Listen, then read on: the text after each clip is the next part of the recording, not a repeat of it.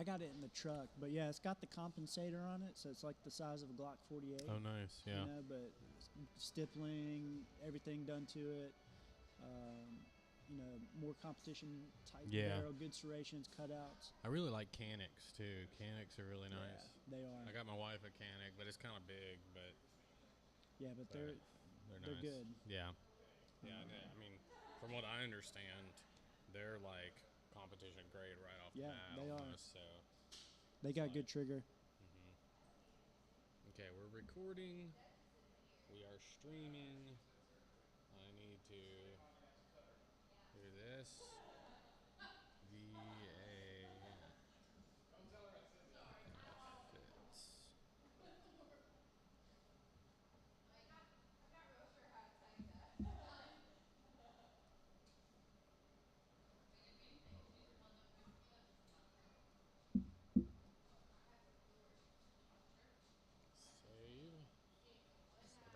Changed. All right. Pew, pew, pew. Thank you, sir. Okay. Yep, we're a little bit behind there. That's good. Learn more? No, I do not want to learn more. Go away.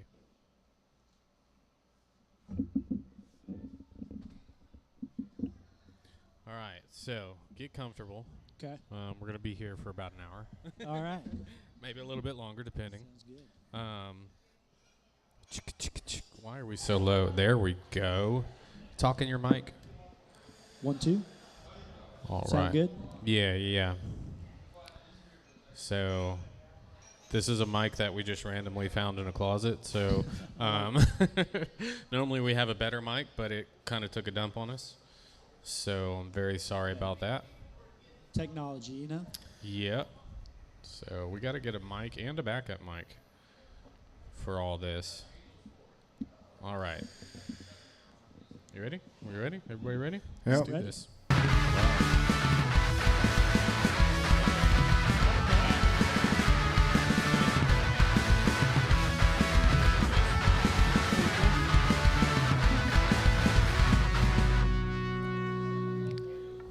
All right. Welcome to Mead Talk. Mead Talk. Thanks so much for showing up tonight. If you showed up for Mead Talk, sweet. If not, then, oh well. You're still here. That's pretty cool. If you don't know, Mead Talk is a place where we get to come together and talk under the influence of mead. Why? Because we think everything's better with mead. And we think it dissolves the filters of the mind and allows us to talk about things that we normally wouldn't talk about. Difficult, fun, indifferent, all that stuff. So, and in order to enter the realm of mead talk, you must consume 3 glasses of mead. So everybody up here's had 3, right? Are you on your 3rd or? Yeah. So we're all in there. And this is my first time having mead, and I like it. Awesome. It's good. Awesome. Yeah. So as y'all know, I'm Matt. This is Rob, and we have our guest here, Duffy. Yes, sir. Now, we're going to get into what you do and why and all that good stuff. But is Duffy your real name? It is. Okay, Yeah, I'm just wondering. Yeah, it's actually a family name from Ireland. So Really? Yeah. Okay. So that's how I got it. It was my grandmother's maiden name, and Oh, okay. I'm a junior, so it was my dad's middle name. Gotcha. My middle name as well. So my mom didn't want to have to distinguish between 2 Matts, so I went by Duffy. So you're Scottish. Yeah. Yeah. There's a little bit in there. Okay, so Isn't there always, though, if you're Irish? Always. so they call you Duffy, but it is Yeah. part of your name. It is, yeah. But your real name's Matt? That's my first name. Okay, that's your first. I mean, obviously, yeah. But yeah, I've never gone by it. Yeah, Always okay. gone by Duffy. So. Well, my name is Matt, so Yeah. it's a cool name. It is a good name, right? There's too many of us, so Yeah. I'm glad you took the higher road. So Thank you. Me too. It's memorable, you know. it's a people really know. cool name, but when I first heard it, I thought Homer Simpson beer. Beer. Yeah. Yeah. It's like, What was great was in high school I had a Duff Beer shirt. Nice. oh yeah, I used to wear it all the time. that's good. I used to have a Wheaties shirt. But yeah, so we talked a little bit about what you do which is really awesome. It's something I've thought heavily about getting involved with. I'm a veteran as well, and you do a lot of stuff with VA benefits and everything. Yeah. Now, first, what is it that you do? You work with a company called At Home, right? Right at home. Right at Home. Correct, Okay. yeah. I have you in my phone as Duffy at Home. so no. Hey, I like it. Yeah, Yeah. So Right at Home provides caregivers, sitters, essentially. So anytime an individual is having trouble with everyday tasks, we come in, we assist with those, making sure they stay safe, making sure individuals can age in place, be able to stay where they're call home. No one wants to go to nursing home, right? Yeah. You know, so we're an alternative. We can come in, help with those. We can even help if it's post-operation care. So if you had surgery, you don't have anyone else to really help you out, we can come in, help making sure you're getting taken care of while you recover, and then you can stop using us if you don't need us. But So what part do you play in that company? And hold on, let me angle this. yeah. There. Better. Yeah, so Yeah, there way we go. Yeah, so I'm one of the marketers. As a veteran, I help our veterans and their families utilize the VA benefits. There's a program called Homemaker, and that helps pay for some of our services for a qualifying veteran.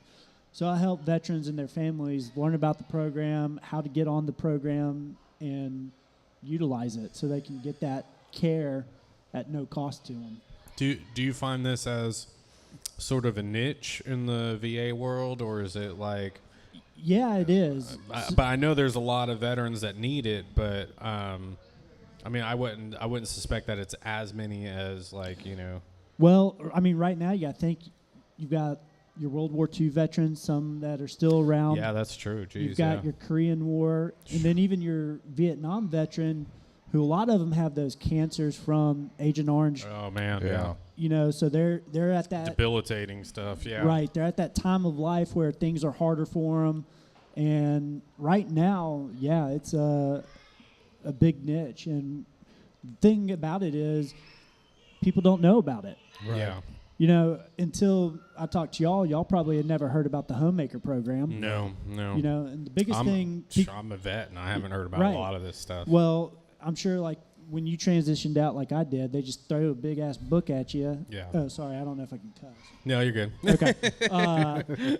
You know, they say, hey, here's your VA benefits, thumb through it, see what you qualify for. There's not a lot of great training when you're transitioning out to know exactly what you have entitled to you, how to go about it. And then these programs that start coming up over the years, they're not doing a great job being able to get that out to everyone. Right. And I think part of that's on purpose. Yeah. To me, you know, they don't. It's a financial thing for sure. Yeah. Yeah. And I don't think they really care to, you know, provide you with everything you need when you get out. And I think that's a big issue. You know, they can tell you all day long how it's going to be when you get out and all this stuff. But right. I mean, if you're 18 going into the military and that's all you've known, and then you get out into the civilian world, it's so different. It is. It's a completely different world. You probably have the same issues. It's a struggle to even find a job or people to really take a chance on you. Yeah. To use those skills that you did learn. So coming out, you know, I became a police officer for 6 years. Yeah. Because everybody else was like, you just don't have the right experience. You don't have the right skills that we need for this job. Yeah, unless you like specifically went in for a skill set that would be good for the civilian world. Right. Or contract with the military afterwards, you know? Right. Yeah. Yeah, I mean, I went infantry, so, you know, I got out as a professional janitor, basically. So yeah, exactly. So I did Coast Guard. I could shoot stuff. You know, yeah. I can drive the hell out of a boat. Yeah. And I was a federal law enforcement officer for those 10 years. Oh, wow, okay. You know, but... What agency? Well, with the Coast Guard, we're considered federal LE. Okay, so, we went to a federal law enforcement school for 6-7 weeks. How does that... So... You go into international territory a lot, right? Yeah, Like yeah. international waters and stuff. And We do. That's really interesting. How Yeah. long were you in? 10 years. 10 years. Wow. Yeah. So I was in for 4, and I was only supposed to be in for 3. So Yeah. I know. I thought I would do 4, and then I got in it, and I loved it. So kept re-enlisting. Year 9, I started having a lot of lower back issues from the small boats, being in rough waters all the time, because that's when we go to work, doing a lot of search and rescue, going offshore, doing counter-drug operations. So I damaged my back, so I had to do a med board. So I was medically retired at year 10. Yeah. So, Yeah, I was just about to go to Ranger School. okay. And like a week before, I got, I was assaulted by one of my sergeants, and I think he was on something. I don't know. It was at a birthday party. Weird situation.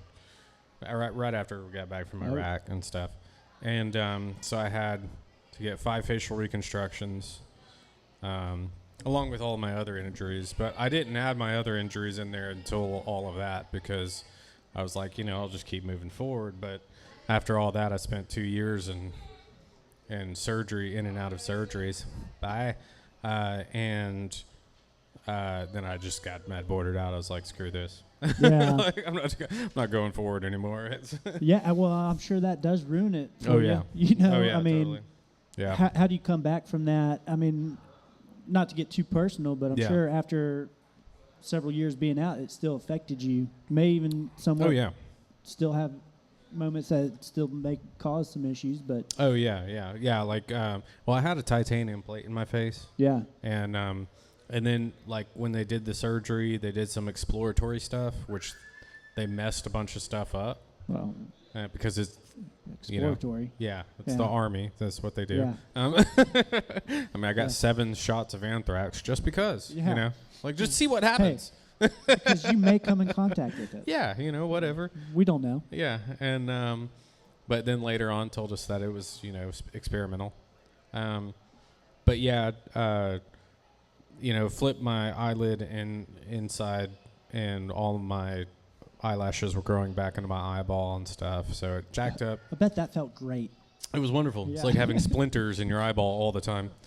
And so they permanently burned those out and all that stuff. But, yeah, I had a lot of issues. I got into health, right, because of all this stuff, and I had a bunch of other issues. My shoulder used to dislocate all the time. My knees, my back, just a lot of issues. And got into health, which is actually why I started making mead. Okay. It was for health stuff, so it's a long story, but I like it. we're not here to talk about me tonight. Hey, but I think that's the big thing too, is how many of us have these back injuries. Yeah. They're getting out, and there's nothing really that helps.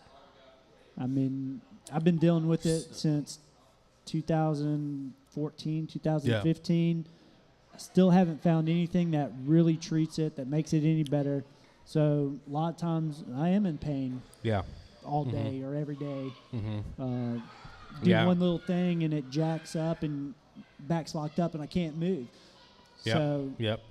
That's why I got into health. Yeah. I've gotten out of it since then, but I was really hardcore into health, but it helped tremendously. It helped with mental, physical, everything. That's right? awesome. Which was really awesome for years. But it takes a lot of discipline. It takes like your whole life has to completely change, Right. And so now I have 6 kids and a wife and, animals and stuff. So so what you're saying is you're not busy. Yeah, they take precedence over me. So, but yeah, I mean, I don't know. I don't know where I was going with that. But anyways, so you do the marketing portion for this. Yeah. That's really cool. I do. So not only do I help talk to the families, let them know about it, but I go around to doctors' offices, hospitals, anybody that could come in contact with the veteran on that health side, and trying to educate them on this program, so that they know about it. So when they come in contact with one that they feel could benefit from it, they can give him my number. They can say, hey, call this guy. He can help you out.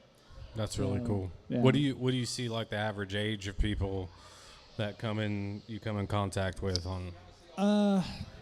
Like I said, right now we're kind of seeing a lot of that Vietnam era veterans, so that late 60s, 70s, and then 80s.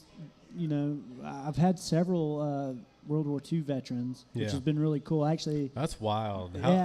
How old are they, man? That's one of them. He got in right when he was like 16 or 17, towards the end of World War II. Yeah. So he's in his 90s. I was working with one. He was 102. Wow. 102. That's Flew for the Air Force. That's a totally different war there, man. That's It wild. was.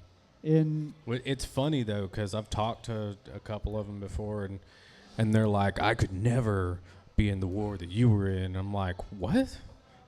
Never be in the war that you were in. What are you talking about? Right? They're like, well, we at least knew who our enemies were. That's I was true. like, okay, yeah, I get that. Yeah. But they were also gone the entire 4 years. Exactly. Yeah. It's not like 4 hey, years, go dude. 18 months, come back home. Yeah. It was you were gone. I was gone 15 months. So 15? It was, Okay, 14 and a half, 15, somewhere around there. But yeah, they did know who the enemy was, but Mm-hmm. they were gone that whole time. Mm-hmm. It was. I mean, I can't imagine being gone from your family that long, not knowing when it was the end. Yeah, that's your entire high school life. Right. That's a major part of your life. That shapes and defines and some you. were right out of high school going into that. That was my entire deployment. I mean, that was my entire Army career was 4 years. It's wild to think about. Right. How many things or what. In a constant hostile environment. Exactly, yeah. Being in that mindset all the time for 4 years, I can't imagine coming home. It becomes normal though, and then coming home. Well, so one of my issues coming home was I thought that I was safe here. Yeah. And so I was like, okay, cool, I can finally chill. Yeah. And then I got held up in Birmingham. Oh yeah. And then I was like, okay, I cannot chill. Yeah. Now I'm back to that mode again. Yes. So I remember I was stationed up in Virginia Beach at Little Creek. Yeah. And this was 2007 to 2011.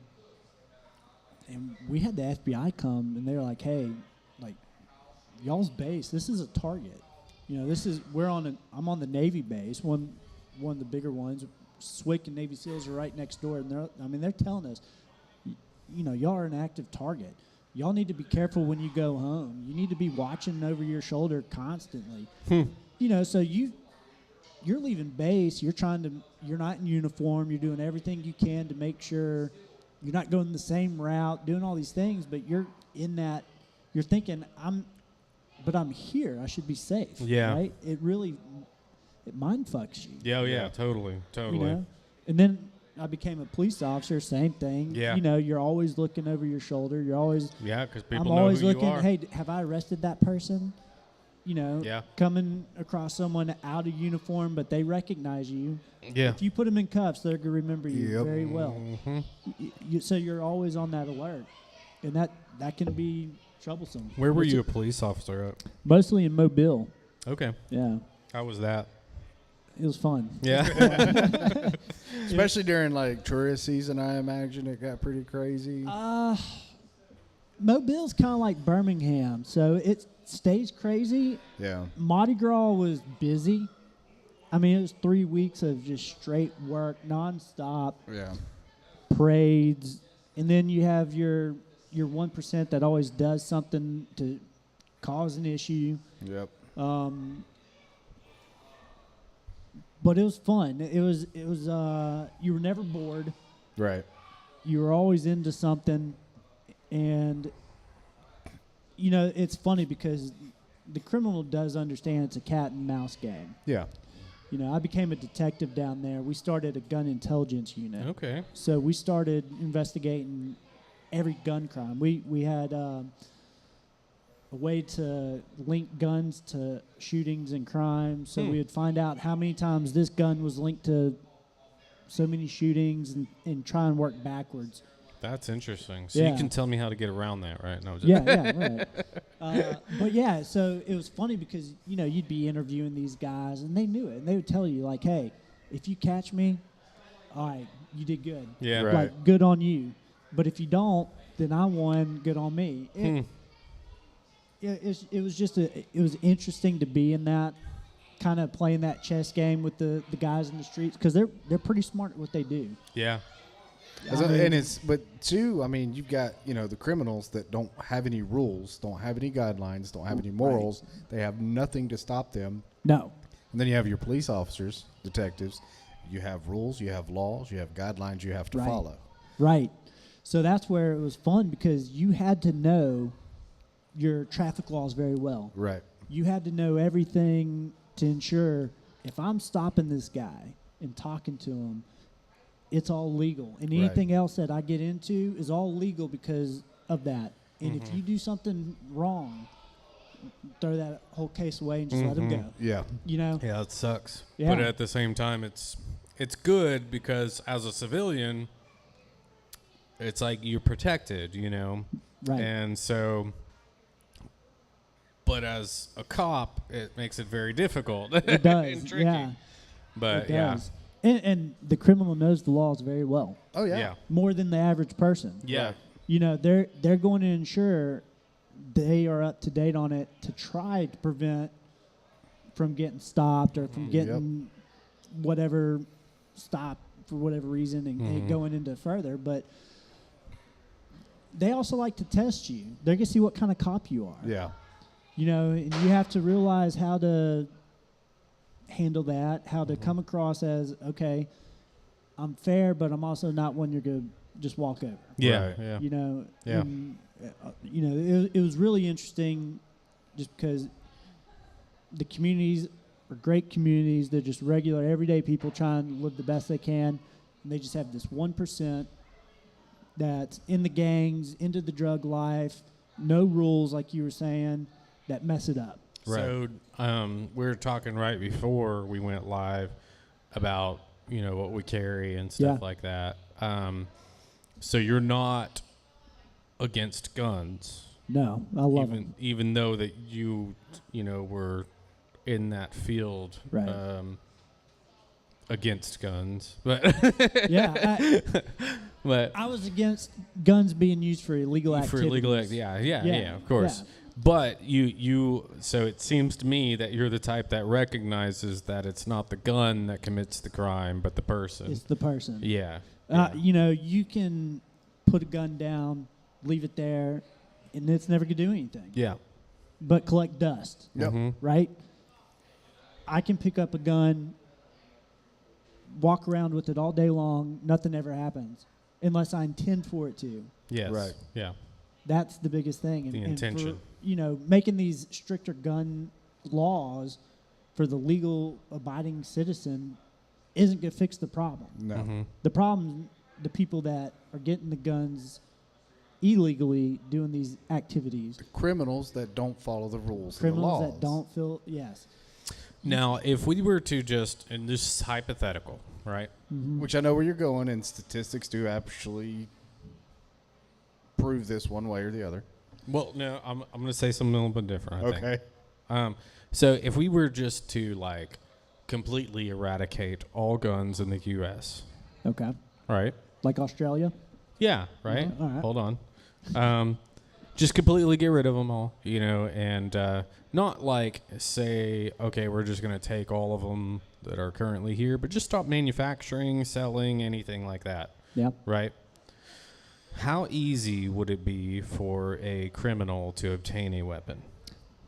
Still very easily. Still very easy. That's the answer I was thinking. I just wanted to hear it from your perspective. Yeah. So when I was a police officer down there, most the guns that we came across on a criminal were stolen. Mm-hmm. Yeah. And they were mostly stolen from a vehicle. Okay.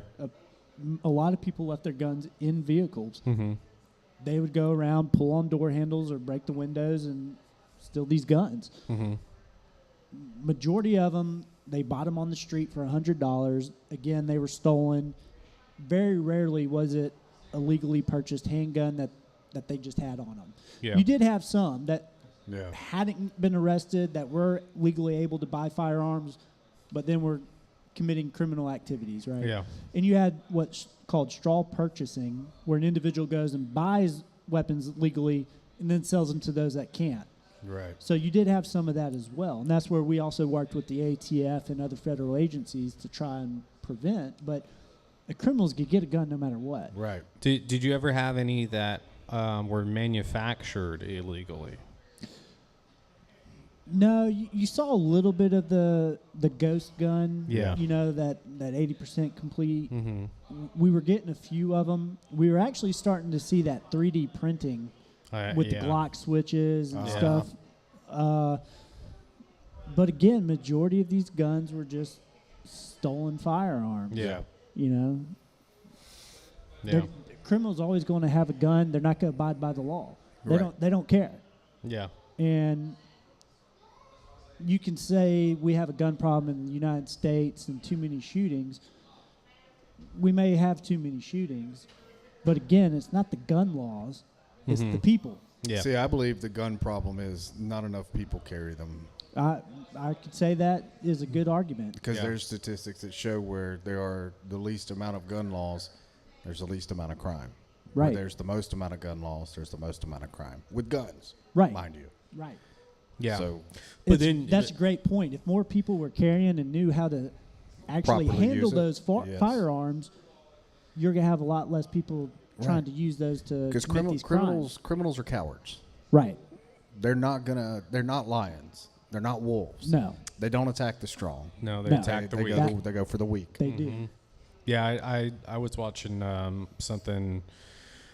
It was a intelligence investigator, and they would go and they looked at body language and different things like that, and they would ask criminals like what they searched for when they were, stalking their prey, or they're about to rob somebody or take something or do something to somebody, and they always found the same type of posture in the people, same profile basically of a person. That timid Yeah, individual. Yep. right?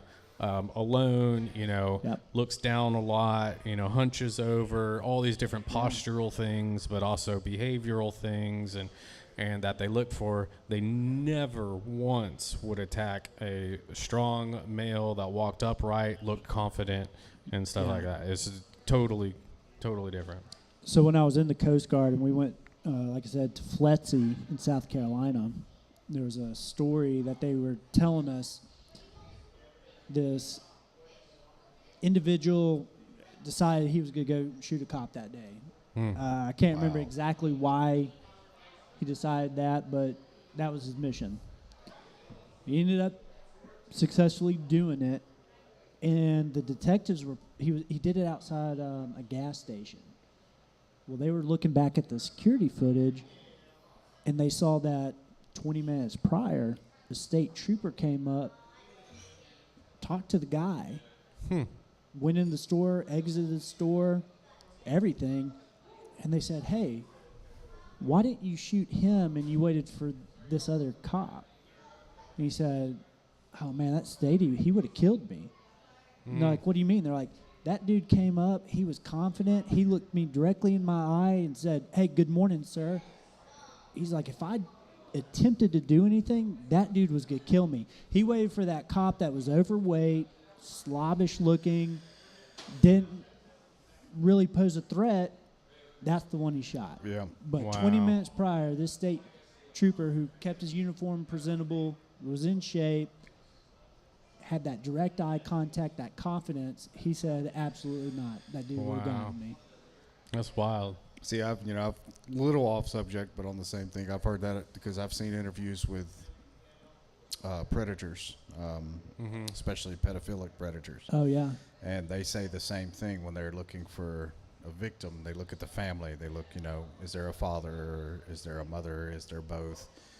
Typically single parent. If there is a father, is he small, timid? Is he very passive? So on and so forth, Yeah. And that's exactly what they don't want conflict. They don't want that they don't want masculinity. They don't Right. want strong men. Right. Yeah. Well, and that's what we've gotten away from as a society. That's why it's important. You know, we're in a place where men are getting their nails done. Right. Right. They're trying to tell them, oh, connect to your feminine side. Mm-hmm. I'm not saying that men shouldn't have a sensitive moment to be able to connect with their spouse or their young children, but there's a difference in what that is versus what we're trying to make these kids now. Right. You know, you don't know what bathroom to use. Yeah. I mean, all this stuff that we never worried about. I mean, how often were we out playing in the woods or doing anything all day long with no cell phones, Nope. jumping out trees, you know. My main mission. Swinging from vines. Yeah. Look, I mean, I had a mission every day I went outside, and it was to build a tree house. That was my mission. Like, Yeah. that was what I've always wanted to do as a kid. I still want to do it.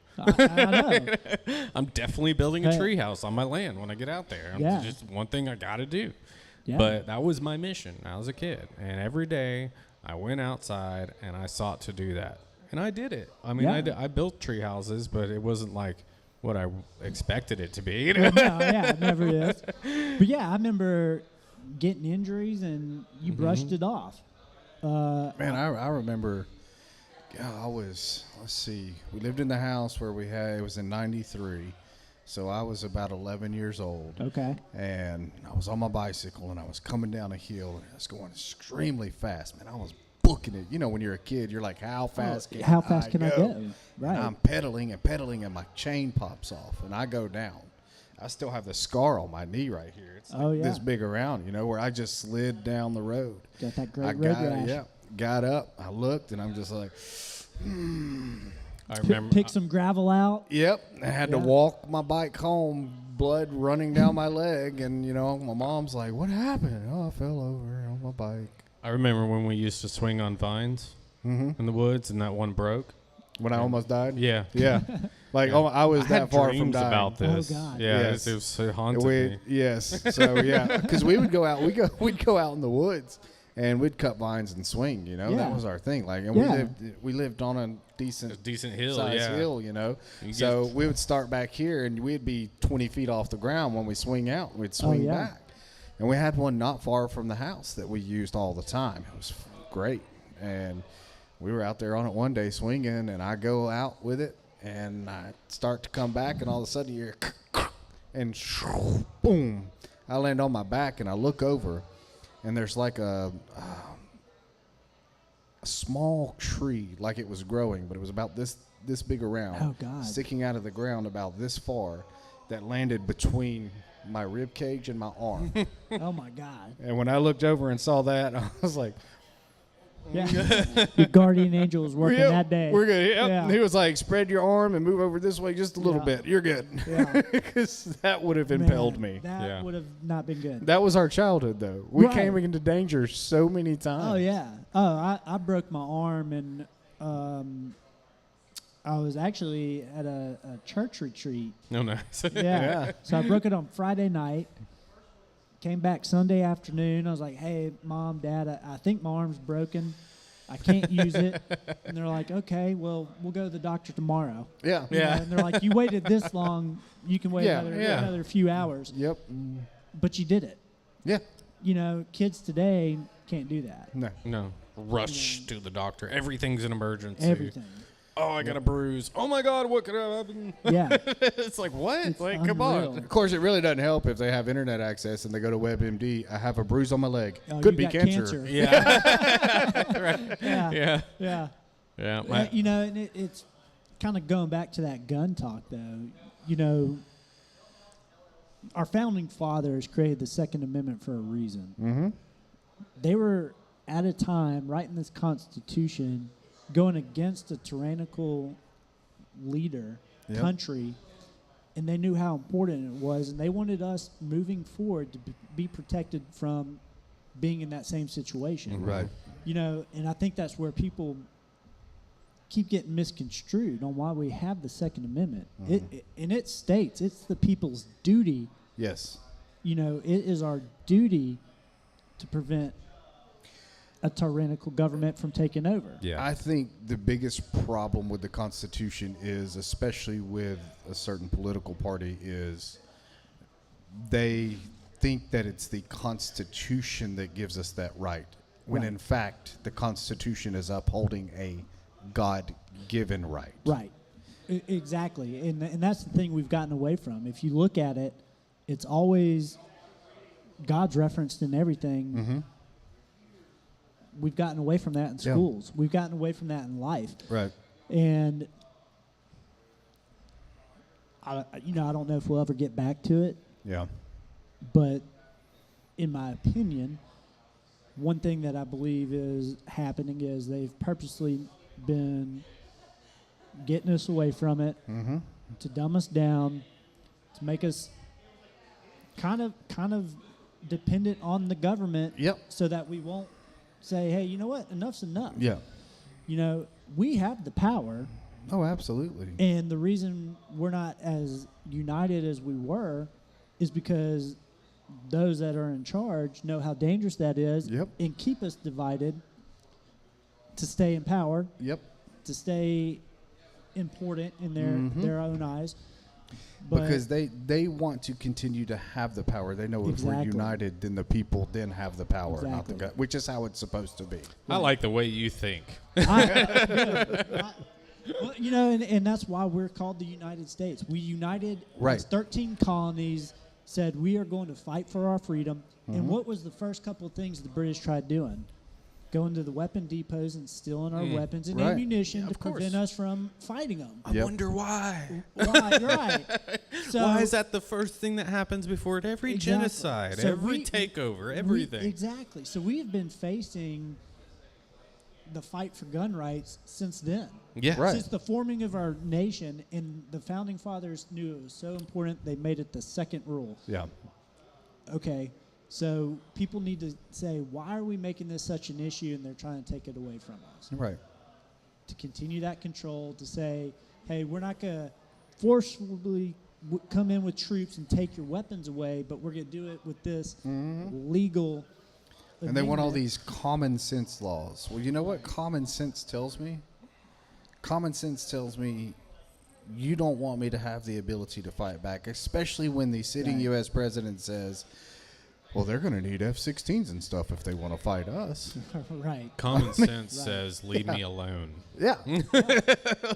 You know, I think 50 years ago, common sense, we all knew that we weren't going to always see eye to eye. Yeah. We were Right. going to debate, we were going to argue, but I was still going to be a friend to you. Right. I Now, didn't base what your beliefs were on an issue That's- to dictate how I felt about you as a person. That's identity politics. Right. It's been integrated into every aspect of our Yeah. lives now. Yeah. Create hate, and that's it. That's Yeah. all Yeah. they want to do. Yeah. They don't want that united front anymore, and they're Mhm. successfully doing it. You know, they don't teach cursive in schools anymore. Right. Why? So they 'Cause can't read the Constitution. was written in cursive, Yeah. right? A lot of historical documents were. Yeah. And to rewrite history, you have to, disable people from being Yeah. able to do those things. Absolutely. And they're successfully doing it, and we're allowing it. Exactly. We're not standing up and fighting the school board saying no. Well, see, I had a conversation with one of our regulars yesterday, and she was saying how she was in Bible study and started talking politics, and the group was like, "Oh, well, we're not really going to talk politics." I'm like, "Why?" Right. I mean, if you're a Christian, you're in the front line for this. Absolutely. Especially now. Yeah. Especially right now. Absolutely. Your voice is the most important voice. I mean, if you're going to idly stand by and allow these things to happen that you don't believe in, you're no different than them. Absolutely. If you think that a Well, Muslim think can about come, Jesus, if he didn't do what he knew was right, exactly we wouldn't be saved and we wouldn't be where we are today. right. Yeah. You know, it's going to be uncomfortable. Oh yeah, We're going to face those moments that aren't going to be good in a sense, Mhm. that you're going to struggle with. You're going to go through some difficult moments, yeah, but it doesn't mean it's not the right thing to do. right. Yeah. And that's I think a lot of people come to their own conclusion these days about what hate is or bigotry is. Right. Because they've been told what to do and what to believe. Because they think that if you don't agree with them, then all of a sudden you hate them or you want to see them perish or something like that. Right. That's because that's how they think. Yes. Right. And that's been proven many a time. It's funny because it is. I mean, it's how they've been taught. Mm-hmm. We have a history. Hadn't always been a good one. We've learned from it. We've moved forward. Right. There's no reason to not be taught that history because that's how we prevent doing it again. Exactly. That's how we continue to evolve for a better life for all.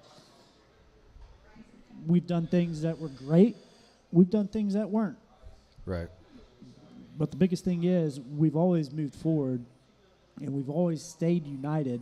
But right now, I just feel like that's so divisive. Yeah. Mm-hmm. And we're in a new territory.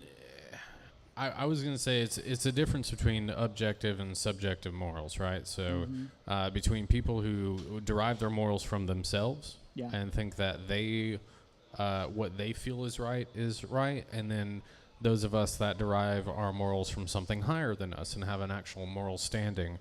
The secular world doesn't have an actual moral standing, right? Right. And so whatever they feel is okay in their mind.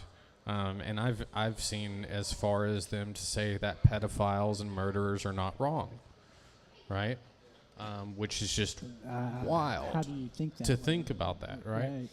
But I was having a conversation with my wife earlier today, and we were talking about just where the world's going and everything like that. And I forgot to get to this part about what we were talking about earlier. Because I had mentioned, did you see how they did the opening of the Olympics? Of the Olympics and stuff, and mocking the Last Supper. Right. yeah, with all that kind of stuff. And I was telling her, this is where we're headed. It's kind of the precursor to what's coming down the road. You know, it's becoming more public to mock Christianity, people with beliefs and stuff.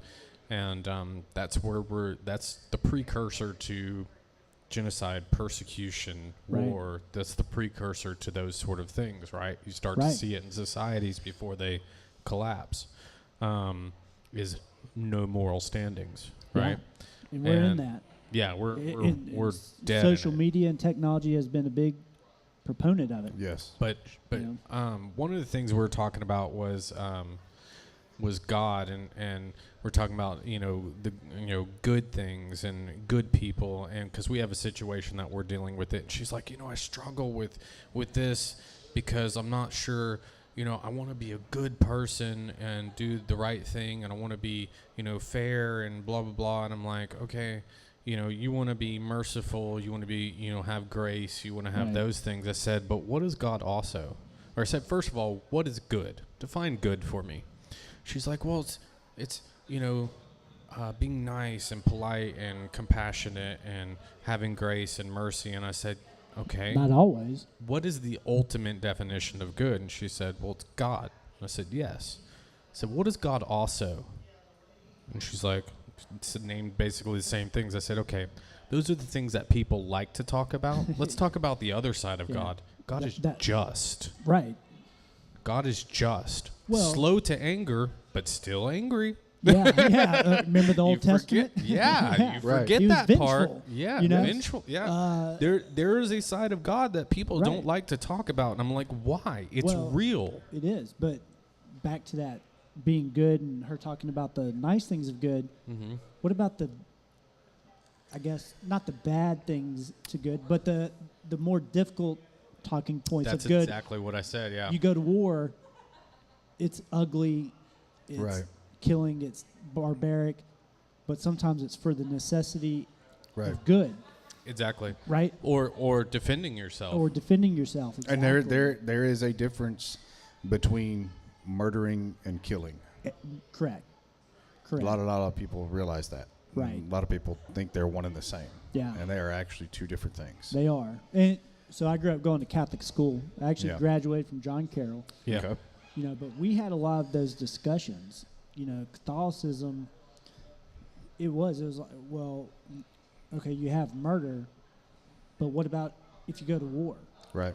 Well, in that sense, it's not murder because you're essentially fighting for good and doing the things that are to protect others, to protect the Right. world. You're doing Well, things to prevent evil. Yeah. So it's not seen as the same. Mm-hmm. You know, It's the same thing, when God instructed militaries to go annihilate another civilization. I mean, right? How many times do we have that in the Bible Yeah. where, hey, do this? Well, and it's really funny to me because atheists and other non-believers will say, well, I can't serve a God that would tell somebody to go kill somebody or to get rid of an entire nation of people Right. or whatnot, and then on the other breath they'll say, well, why didn't God stop this bad thing from happening? I was like, well, whoa, wait a minute, that's a double standard. When he Right. does stop the bad things, you say, You why say did he that's do bad. that? And then when he doesn't, you say, why didn't he do that? It's like, what? That Yeah, doesn't make I've any had that sense. discussion with a lot of people, especially like Sodom and Gomorrah. How can he murder Right. all those people? Well, first and foremost, a creator cannot murder his creation. He can destroy his creation. right. So God does not ever murder anything. He Correct. destroys. He does. If he's unhappy He with just his brings them back creation, home. Right. That's right. Yeah. if he's Hey, unhappy with his I got to creation, restart. Yeah. yeah, Reboot. that's He's that's unplugging and the he's world. done that. That's Yeah. the flood. He's yeah. done it. Yeah. Unplug. Yeah, plug he's like, back in. look, Or y'all have gone way too far. I'm gonna burn you. We're- I'm gonna we're- flood you. I'm yeah. gonna do something. We're gonna hey, start I'll up. go old Love. school. You remember the Nintendo? You pulled out the game. You had to blow I it had out? to Yeah. blow it out. That's what God's Reset. doing, right? Hey, Yep. we got Yep. pull you out, blow Yep. you off, restart. Yep. Well, and I You know? love all the new stuff that's coming out every day about just proving the existence of God and, Yeah. and the historical context of the Bible, right? Yeah, Because it's the greatest historical document. Most right. of our history is built around what the Bible says. Yeah, It's pretty wild, and most people don't realize that because they have their history books outside of the Bible. But your history book, the only reason it's a history book is because most of that information came from the Started- Bible Right. or around it, right? Yeah. Like it's all, it's all mostly derivative about it. It's pretty wild. Yeah, It we is. talked about the Olympics earlier, Mike, just so you know.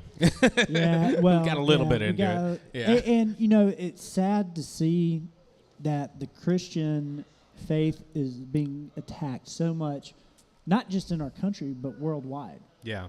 And France Well- has had how much of a Muslim population Yeah. come in. But Muslims are And- going to take over the world. Yeah, It's in the well, and Bible. in the Quran is even stated, Mm-hmm. infiltrate from within. Yep. And that's what they've been doing. Mm-hmm. And nothing against the Muslim people because there's a lot of good ones and I know a lot of great ones. Yeah. But it's the ones that take it to the extreme and Well, and go I about it would- in a different way.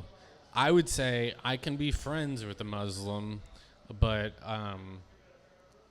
the problem is that their religious views are inherently bad, right? Right. And And I don't agree with those their views at all. Yeah, and honestly, I would say even the non-extremist Muslim views are not good. And I mean, if you have to go back to where Muslim religion came from, where Right. the Quran came from, what the Quran says about the Bible. There's all these things, and it's Right. just really wild. It is. And the reason I say that I know quite a few and I respect them as people because they are actually decent people. Yeah, no, yeah. But So the fact that we can disagree on such an important topic, but I can still be friends with them, is what we've lost as a society. Yeah, See, yeah. I love having conversations with Muslims, especially when they talk about the Quran, yeah. because the Quran can easily be disputed. Right. First and foremost, the Quran says that God's word cannot be corrupted. Yet Muslims say that the Bible is corrupted. Right. Secondly, if you read the Quran also says to follow the gospel. So Where'd the gospel come from? The Bible. the gospel is in the New Testament. Right. So But then they say that it's corrupted. But they say it's corrupted, but God's word cannot be corrupted. But God's then word is the telling them to gospel- follow the gospel, which is the Bible. But then So- the gospel says that is the end of that prophetic word. Right. Yes. and then 500 years later, the Quran. Right. So and it's I was like going to say, but first and foremost, if I'm going to take an account of Jesus that had lived, died, and rose again, I'm going to take account of the people that witnessed it. Absolutely. John, Luke, Yeah. Paul. Yeah. I yeah, mean, right. Writing about it firsthand. Right. Why am I Not to somebody. take that But to it's heart? not. It's 500 not, years later. Not just them, Right. but people amongst the Roman Empire outside of the Yes. actual Gospels. There's historical documents Right. that show all of it. Yeah. It's amazing what It- happened. Before we get into that, Mike said, after the Olympics, thing that France pulled and everything, all of France hit a blackout. They did. The next day, all of France, all of the lights went out except for one church Really? in all of France. I didn't see that. That's Yeah. awesome. Pretty interesting. Isn't it funny how in a lot of these major situations, somehow God has always done something to show he's there? Yeah. Yes. Oh, yeah. You know, you always Even see if in something. the smallest way or the biggest way. Right. But it's amazing how many people don't see it because those who can see will see. Those who can't, Right. those who hear will hear. Those who can't won't. I mean, Right. that's scripture. Yeah. I we're, mean, we're in a unique time, and it's amazing to think where we started and where we're at, Yeah. and how quickly we've gone down that road. Yeah. If you look at the Roman Empire, the Great Britain that ruled the seas, how long all these countries or civilizations lasted at power. Right. I mean, we're fairly young, and we're kind of Oh, on yeah. that decline sooner. And it's just amazing to me that we're still allowing it, that we're buying into the government, that we're allowing them to Yep. control the schools, that we're allowing them to control so much of our everyday. And see that. So let's talk about January 6th real quick. This whole January 6th incident. The insurrection. The insurrection. The insurrection. Where we Versus- came in there guns a-blazing. Yeah. Which I knew one of the girls that actually was there and got arrested. Really? Oh, really? Yeah. And when I talked to her, she said, "Oh my God, there was no violence. It was completely peaceful." She walked around the Capitol. They were escorting them. They were opening Yeah. up the doors. Yeah. And they didn't think anything was really wrong. Right. Should they have busted the windows and gone in? Probably not. But it wasn't what was made out. Right. Yeah. And not to cut you off, but Not no, like and see, what that's just where I happened was- last weekend with Netanyahu's speech and the 20,000 Palestinians- Palestinian Yeah. protesters. But that's- defaced our national monuments, cut down our flag, Right. burned it, raised theirs, but nothing's happened. Well, Yeah. and then I don't know if you remember, but at the beginning of the year in January, a bunch of Palestinian protesters actually went into the Capitol, They broke did. into it, They did. and took up an entire main area Yes. and stayed there for days. Yes, and And nothing happened to them. No, It's amazing. this double standard against Yeah. the American people in our own country by our own politicians. And I'm not Republican. I'm not Democrat. I'm American. Right. I'm a patriot. I believe in our core values and beliefs as a nation. And Right. I'm a constitutionalist. Right. The liberals are doing everything to destroy our nation. Mm-hmm. They want to get Some rid of of the the conservatives Constitution. are as well. Yeah. You know, majority of the lawmakers in this country are corrupt and out for themselves. Yes.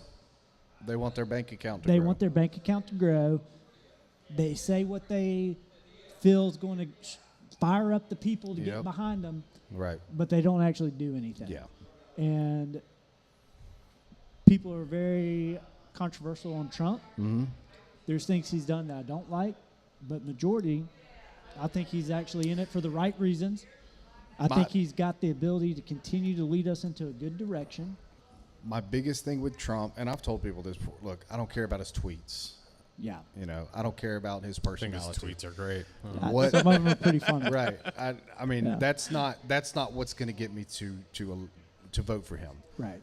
What I'm voting for, he had strong policies, Yes.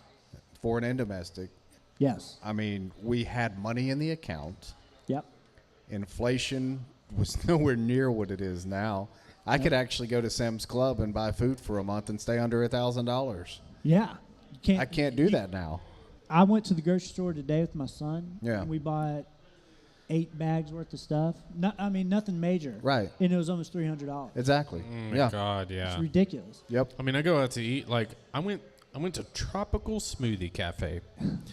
You paid $12 for a smoothie. Where me and my family, right? My wife, and 4 children, and then if my 2 older ones wanted something, maybe $50, we could all get something, right? Just me and my youngest son go in there today. $38. Yeah. Just 2 of us. I'm like, Crazy, isn't it? it's just a freaking smoothie and a little flatbread. A little flatbread. Yeah. Like, what? Yeah. It's My unreal. gosh. And, you know, what we saw a couple weeks ago in Butler, if you don't think Trump's in it for the right reasons, in what you witnessed that Saturday, that told you everything you needed to know. Right.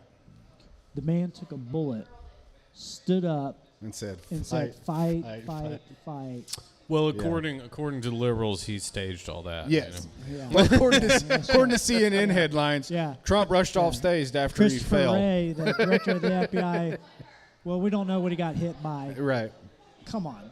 You know, Yeah. But, yeah, that man used to be the Democrats' friend. Oh, Yes. yeah. Right? They Oprah loved him. loved him. They loved Everybody him loved until him. he became a conservative and said, hey, y'all are messing up. Well, he never became conservative. He just went with the Republican Party because he's smart. Right. And he realized that running independent, because originally he was running independent.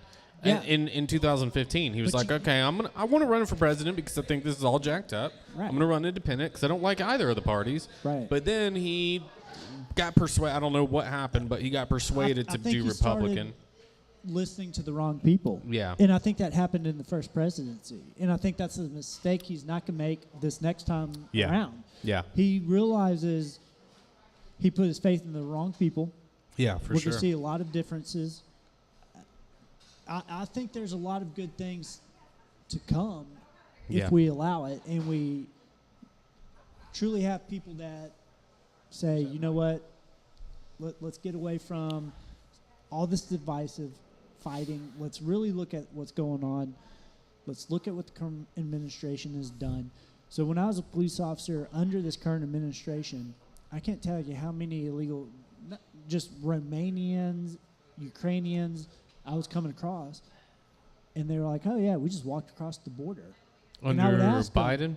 yeah. Yeah. And I would ask them, how? And they said, well, we knew Biden wouldn't do anything. Really? Yeah. Here in But Alabaster. so you were under the. I was a police officer here in Alabaster. Do you know how many Romanians I was arresting at the Walmart for Really? stealing? We had them there. We tracked one group. It was about 7 or 8 of them, and I was working with other agencies at the end of this. From Florida all the way up to New York, they had stolen over $500,000 from Walmart. Jeez. And they were all here illegally because they all said, we knew we could come here and nothing would happen. They walked in. They said, we flew into Mexico and we walked in.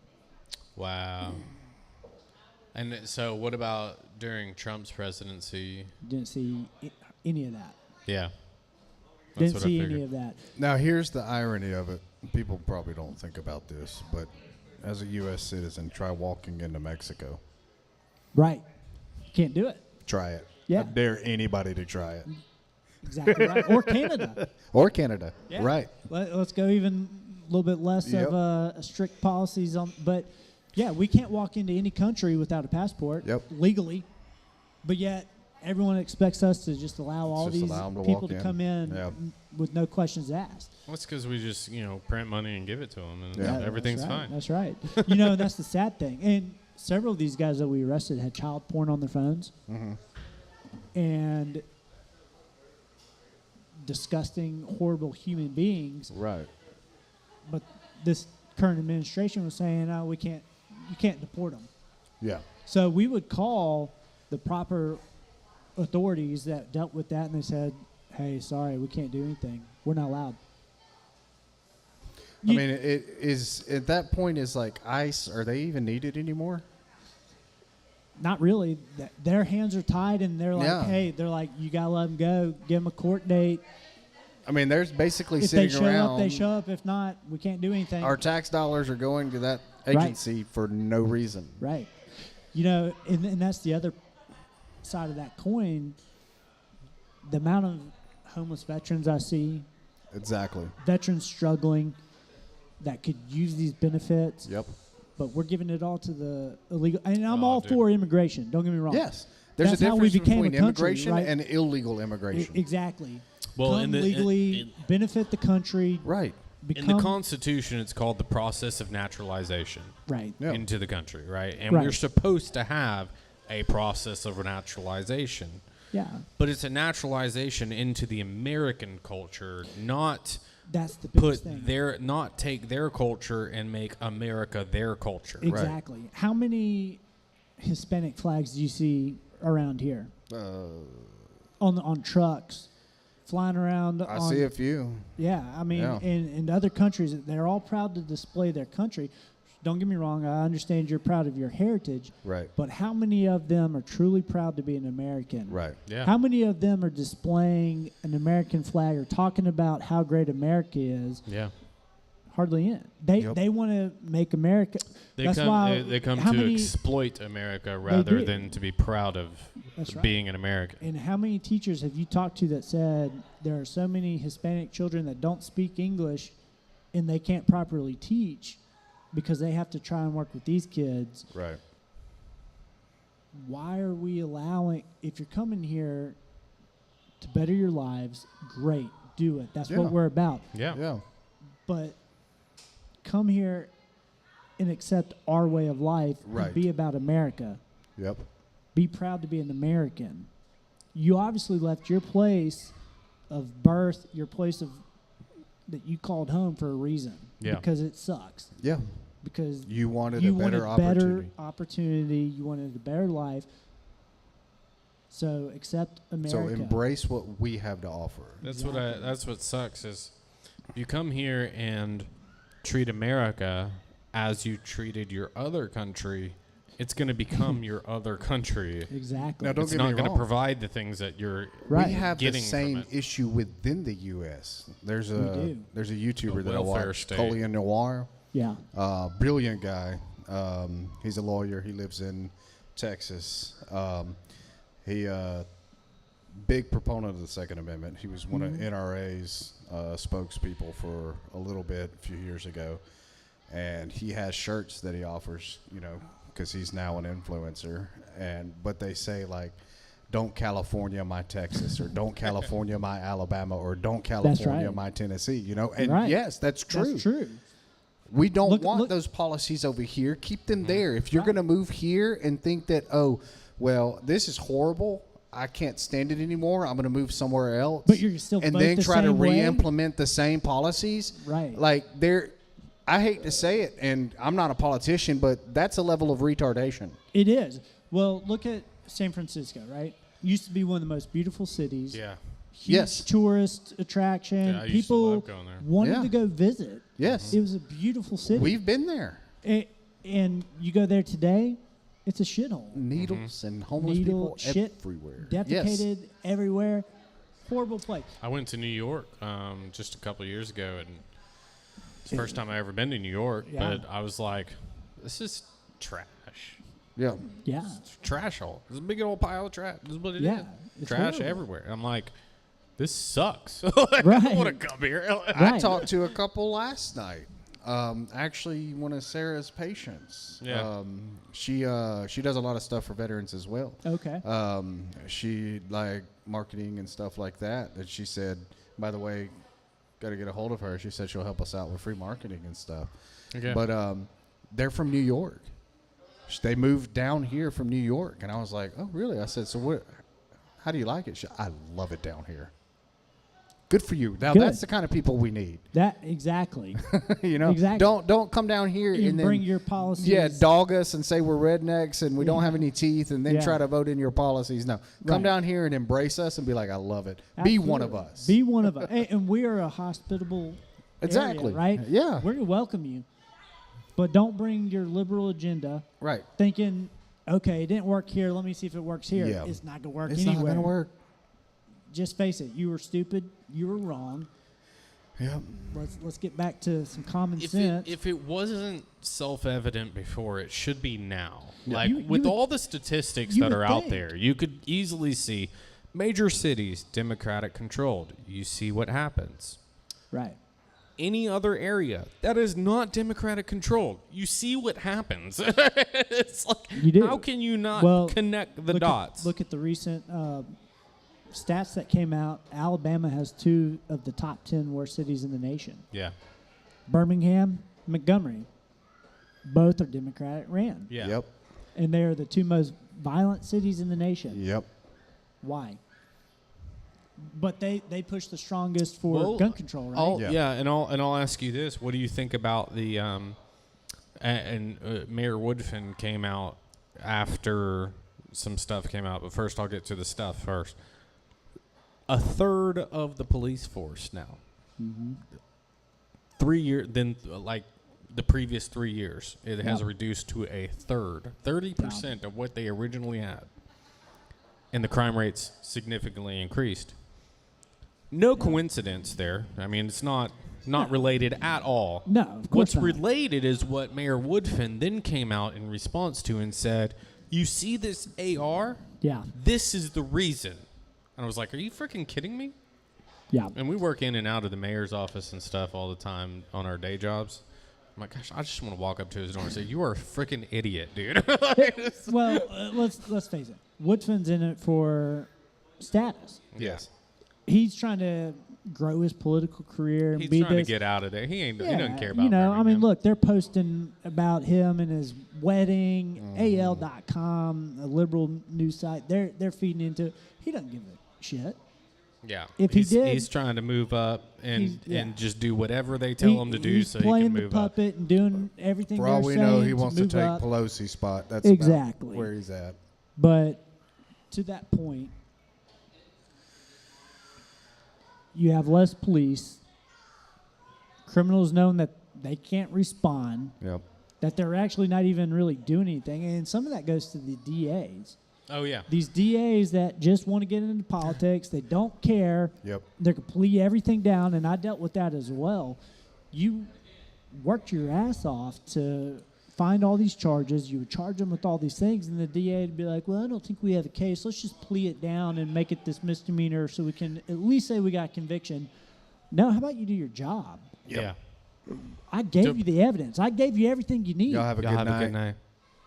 Just so you know, by the way, you're in my phone as Duffy at home, Yeah. but it shows up as DA. So, so I'm like, oh yeah, DA text me. Well, look, if I ever became a DA, I would ensure I'd be a hard one. Yeah. Apparently, we have an ex-DA that thinks she's going to be the president. Yeah.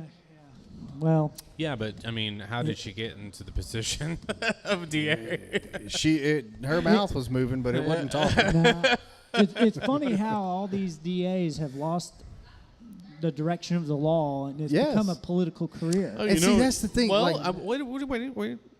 So there's a reason for that. Yeah. And it's very, it's out in the open, and he has said it. George Soros clearly stated that it's more important for him to invest in local governments, including Yes. DAs and judges, Yes. than it is to invest into presidents and Congress and those people. Yep. And people don't realize that. Mm-mm. One, if He you look said at how that his out family loud. made their money, Oh, yeah. it was selling out the Jews in Nazi Germany. Yeah. It was. He's an evil. He's an evil, and his evil son's guy. worse. Yes. And And that's exactly what he did. He's got all the money in the world to buy these elections in local governments to do exactly like he said. And yep. hey, I control the DAs and make them get rid of all these I can criminal destroy charges. the country through that. And he has. He's been very successful. Yeah. And the dude's going to live forever. Like, he's Fuck, 182 years like, old. Yeah. But he's got a predecessor. Hey, when you've got the money, you can do anything. Magic Johnson, he's had AIDS for how long? Had it. I mean, let's be honest. Did he, though? I don't know. Nobody ever saw any symptoms or anything? AIDS is a funny term, though. It is. But have you ever met anyone that's lived as long as he has? Afterwards? With it? No. Or Michael J. Fox with Parkinson's. Yeah. Oh, yeah. Right. I've known several family members with Parkinson's and close friends. They've never lived a fraction of what he has. And good for him for being able to have it. He was one of the good ones, too, man. He was one of my favorite actors. Oh, he was great. He was great. Yeah. Awesome. And it's a terrible disease. It is. And I'm glad that he's lived as long. Yes. But when you look at the average American that is diagnosed with Parkinson's, I've never met one that's had it as long as he has. As long as he has, yeah. And God. but if you're an elite, You've got money. You got everything. Yep. And I'm sorry, you can't make me believe we don't have cures for cancer.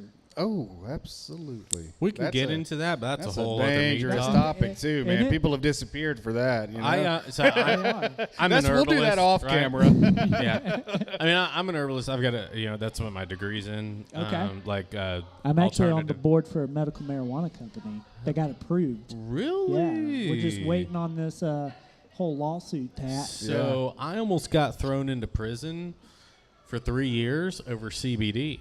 Really? Which is wild. Yeah. But everybody else that I caught with active marijuana and fentanyl got slap on the wrist. So awesome, yeah. I was told by Shelby County Drug Task Force that if I didn't deal heroin for them, then I was going to jail for a long time. So I don't like Shelby County Task Force. Yeah. I don't think a majority of them know what they're actually doing. Yeah. And if any of you are on here, I'm sorry. It's just my true belief. Man, I called them up the next day because they just try to intimidate people. Oh yeah, and I called the sheriff's department. I said, hey, at what point do I need to take up my Second Amendment and defend my rights? And he was like, whoa, now don't go crazy. I said, no, you've already done this to me. Like I haven't done anything wrong. And I was like, he was flipping out on me, and I was like, no. So we're about to get into something that's probably could be not liked. That's great. That's what we like. Here. Yeah. So being a cop, the uncomfortable. Yeah. So being a cop, I was all about doing it the right way. Yeah. You had to follow the letter of the law.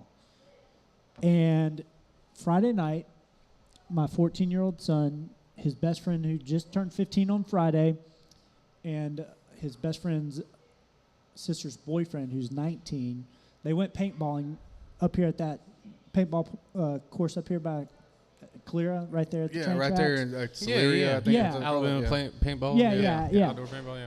So they had another friend. They all were coming back to the house. They stopped off at this one friend's house to pick up his clothes for spend the night party, right? Mm-hmm. Well, apparently there was a party going on. They saw this kid's car. They pull him over. Shelby County deputies pull him over because they were wondering if he was going to the party. First off, you just illegally detained 3 minors and an adult individual. 10 minutes later, when the kid got his clothes and they were driving away, another deputy turned around, pulled him over on the same damn road for the same thing and said, hey, are y'all leaving that party? Are you going to that party? And the guy's like, no, I just talked to one of your other deputies. And he's like, well, let me check that.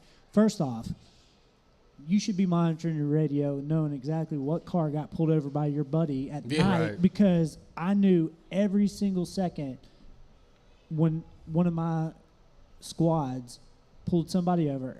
I listened to the description, knew everything, and then started heading that way.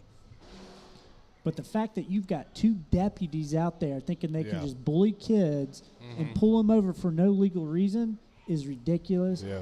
And that's the shit that's got to stop. And see, I can say a lot about Shelby County. At the same time, I have a buddy that works for Shelby County.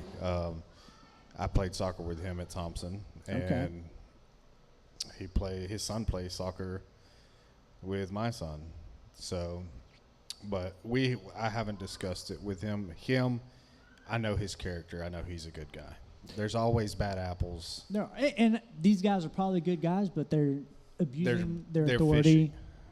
fishy. They're not legally doing things. And that's why, like, my wife hates it that I know if I get pulled over, I'm gonna crack my window and say, "What's your razz? Yeah. Why are you pulling me over?" If I'm going the speed limit, and I know that my tag lights are working, and I know that my brake lights are working, why are you pulling me over? And I will have that conversation. She can't stand it. She's like, "No, just comply." No, because just complying is what's gotten us where we're at right now. Right. Oh man, I got pulled over in Calera once, and I had a 22. Mm-hmm. And we were moving at the time, and so it was like one of the last things. Or no. It was after we moved. We just had it up front because we had some of the stuff that we were moving, and my father-in-law had given it to my son. Yeah. The 22, and we just had it in between the seats up front, and we got pulled over, and I don't remember why we got pulled over. There was no reason that we got pulled over. They just pulled us over, but because they saw the 22, they started flipping out, and I'm like, y'all better chill. Yeah. Because you're legally allowed to have that gun. There's no, yeah, exactly. I'm like, there is nothing going on here. Like, well, we have to take that gun and we have to see if it's registered to you and all this stuff. And I'm like, registered to me? I could have bought this in a private party. What are you talking about? Like, it doesn't have to be registered to me. Yeah. What do you think? This is bullshit. Like, and that's the thing that always pissed me off. These cops that don't know the laws enough and don't know how to articulate and do the things the right way. Right. Hey, sir, I see that you have a gun. Do you mind if we have you step out and let me secure that just for our safety? I don't see anything wrong with that. It's not saying that you're a bad person going to do anything. Yeah.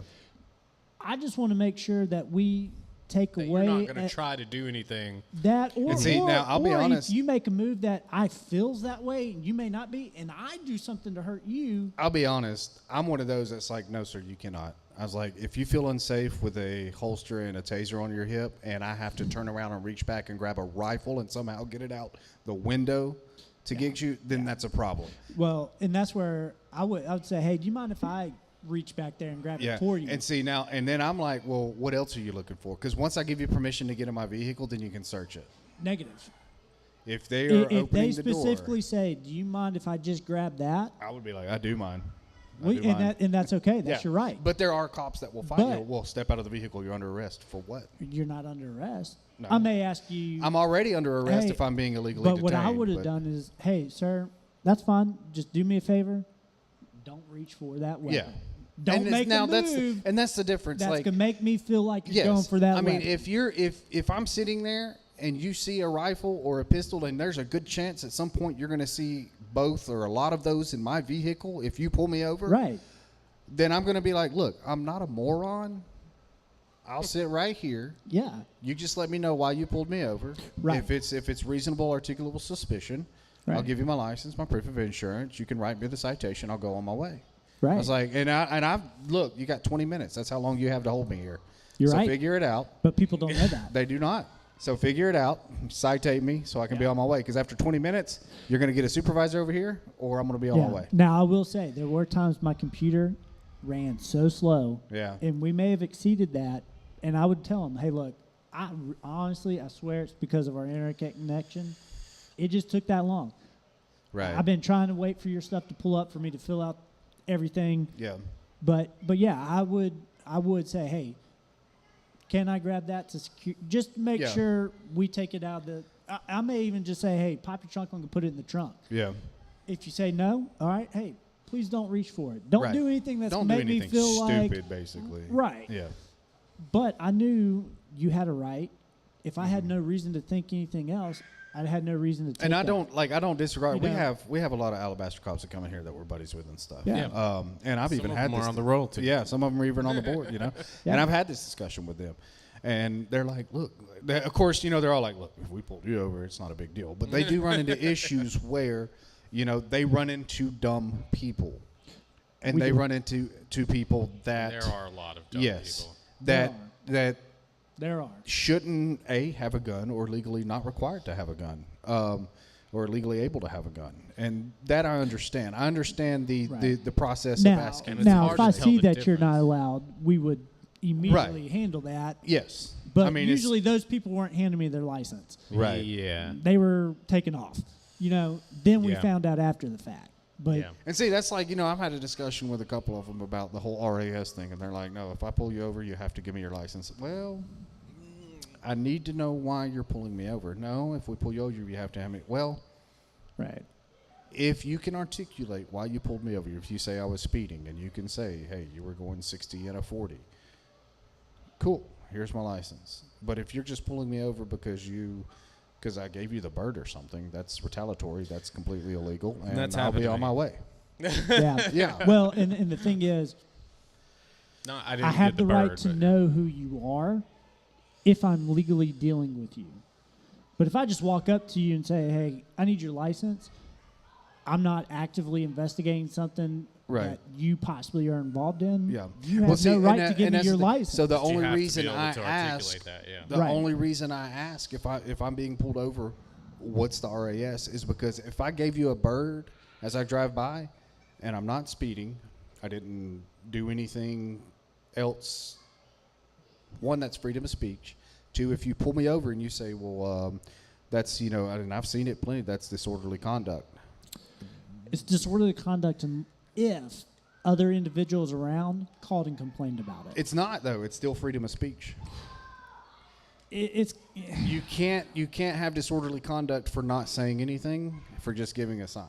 That's not disorderly conduct. well, Yeah, now that's the that- feelings that- police. that's That's that. the feelings police now. That may So- be. That may be. But if I had people that They can complain, but that's their feelings. What does right, that matter? But according to the way the law is written, if an individual feels that You said it. Feeling police. Come on now. Come on now. true, Okay. true. That's a, So- But if it the way it reads is if it disrupts, disorders an individual's everyday life to where they call us, You can legally, investigate.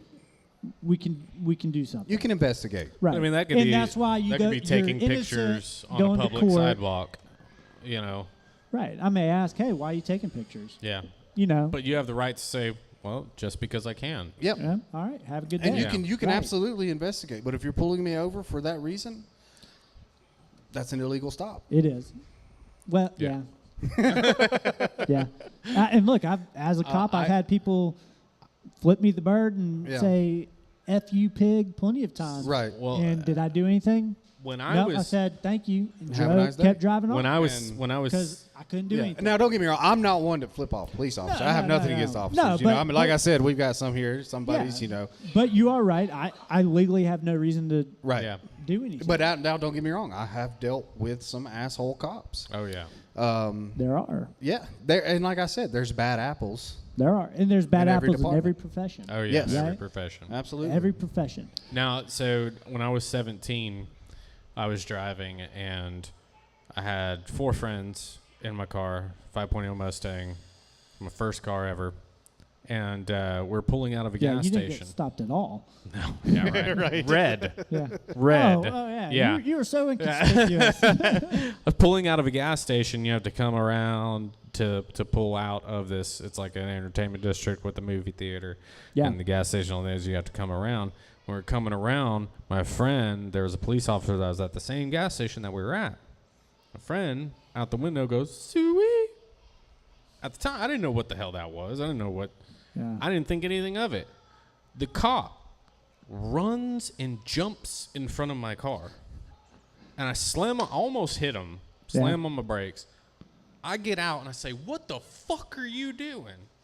And he's like, "Who said it?" I'm like, so I get back in my car. I'm like, I don't know what the fuck's going on. What happened, guys? Like, Yeah.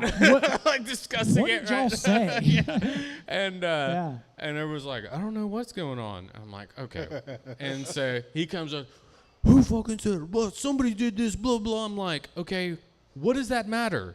Right. Why did you jump out in front of my car like a freaking moron? And I'm like cussing this guy out, right? And this was in California. By the way. Oh, God. Yeah. And Yeah. he said, even better. he said, get out of the car. And I'm like, why the hell am I getting out of the car? I didn't do anything wrong. He's like, somebody did blah, blah. And he grabs my door and rips it open and pulls me out. And he's like, go back here, sit on the curb. And I'm like, are you going to sit with me?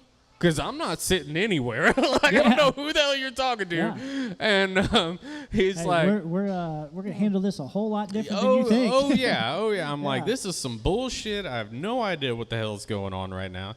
And but all my friends are like sitting there laughing and stuff because I'm like cussing him out and we're going back and forth and stuff.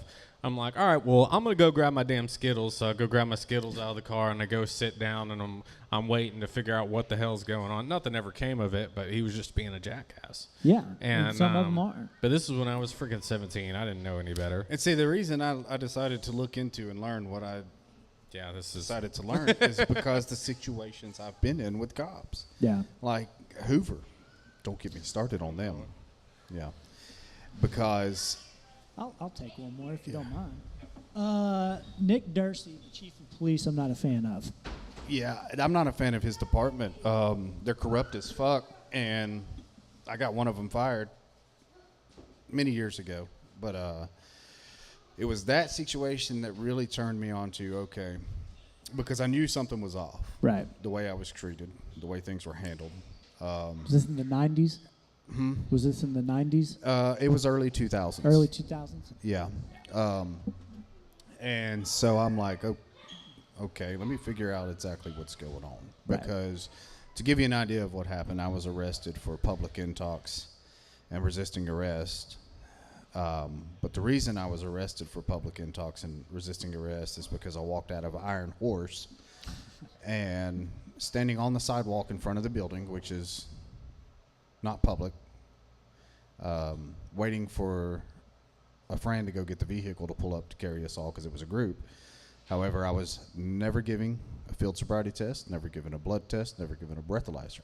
The judge said, "Oh, it's up to the police officer's discretion whether you're." That's a big negative. That is a big negative. You have no proof that I was intoxicated. No. But Anybody could walk out of any establishment. Yeah, and say you're publicly intoxicated.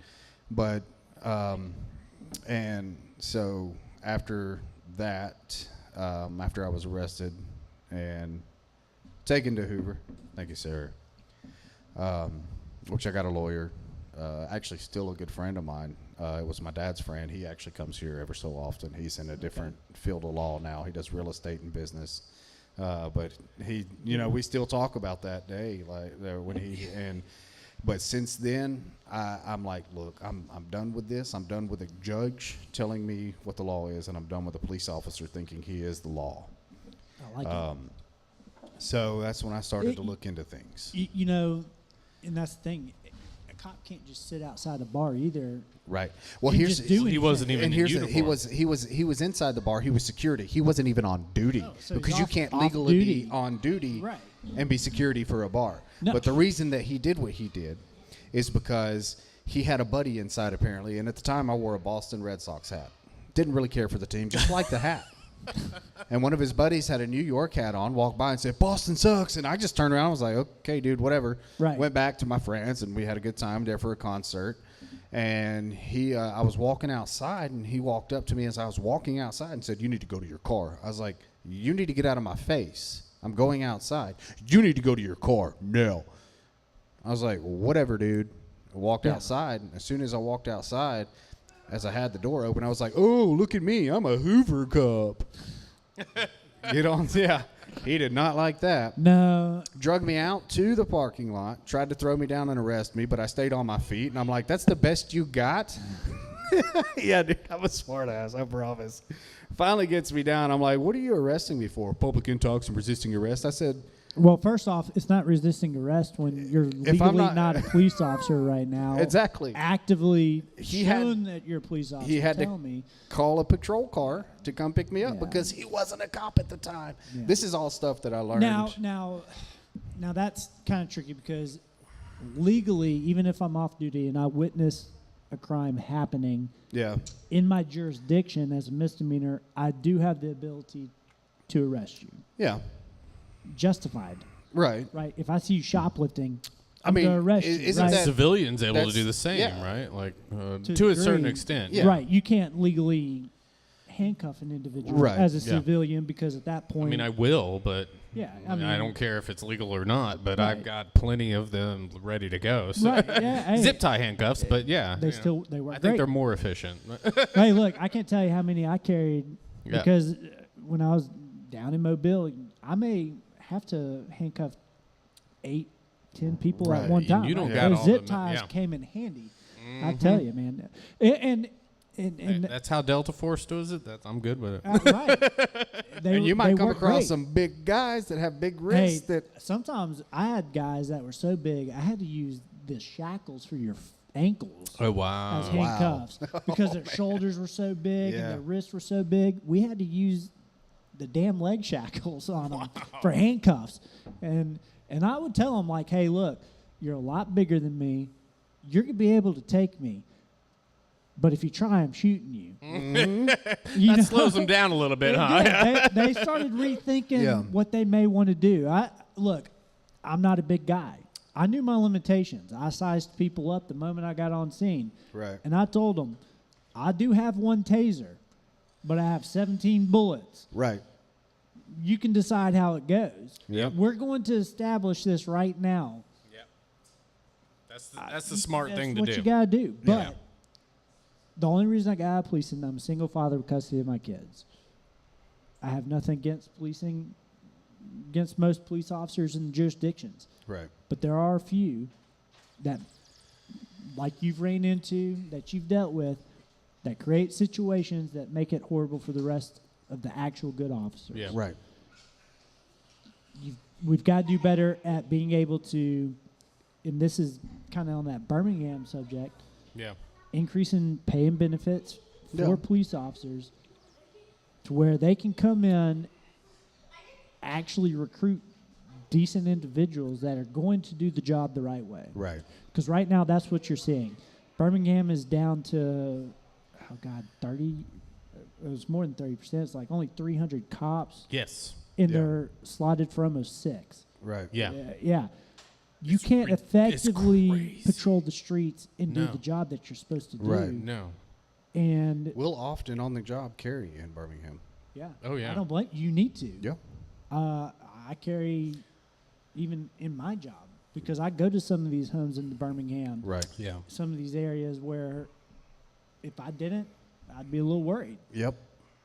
But the biggest thing is you've got to increase the pay and benefits for these guys to be able to make it a job that people want to do again. Right. You got to make it worth their time. And But they effort. don't want to do that in Birmingham. No. They're going the opposite direction. And I was seeing that when I was in When recruitment did you get out? 2 years ago. Okay, yeah, about to Yeah. say. So you saw that, Yeah. yeah. So I was in Mobile with the riots. Oh wow. Now Wow, here's yeah. the big difference. So Hoover, I mean, they were on the riots for months, right? Yeah. And they were always posted up. Mobile, 3 days. Wow. We were told, and I was on the riot team. Yeah. So we were trained. We did monthly training for these types of situations. Riots happened. They said, hey, we're not playing softball here. They get in your face. They spit on you.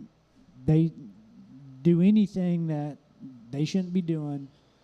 Grab them, throw them into the back, let the guys in the back cuff them up, do whatever, but we're going to handle it. First night was crazy. Guys started kind of shooting in the air. We rammed them.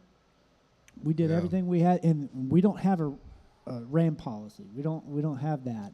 So our chief said, "Oh no, y'all get this guy." Like, so we did. Right. And one of my buddies out of the academy actually was the one that rammed him and wrecked him. But we did 3 days worth of snatching them, pulling them back, holding them accountable, and they stopped the riots. Right. It became peaceful protest. Meeting up in spots that they were allowed, that weren't impeding traffic, disrupting the regular flow of life. able to meet where they needed to. That's what I call societal discipline, right? Yeah. Yes. It equivalents Just to to different in the home parenting styles. Yeah, it's very similar, right? If a kid You does knew what you something could get away with, and Dad? you get the belt out and you spank them, they don't do it again. But if a kid does That's something right. and they're not supposed to do it, and you sit them down and say, "That's not what we practice here. Yeah. We Well- want peace and love." But They're you're gonna do free it to again. go. Yeah. Yeah. Hey, I can assure you, my mom gave me the look if we were out in public and I was acting a fool, and it was immediately known to me, I fucked up. Yep. I better stop, And I'm gonna zip it. and I am done. And I learned that at a very early age. Yeah. But that's what it was, and that's what we did. We weren't handcuffed as police.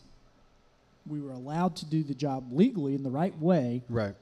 but we didn't let people take advantage of it, And that's and key. we stopped it. Right. Yeah.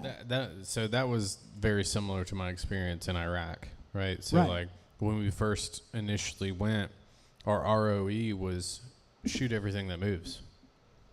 Basically, like anything that you feel threatening, yeah, you're good.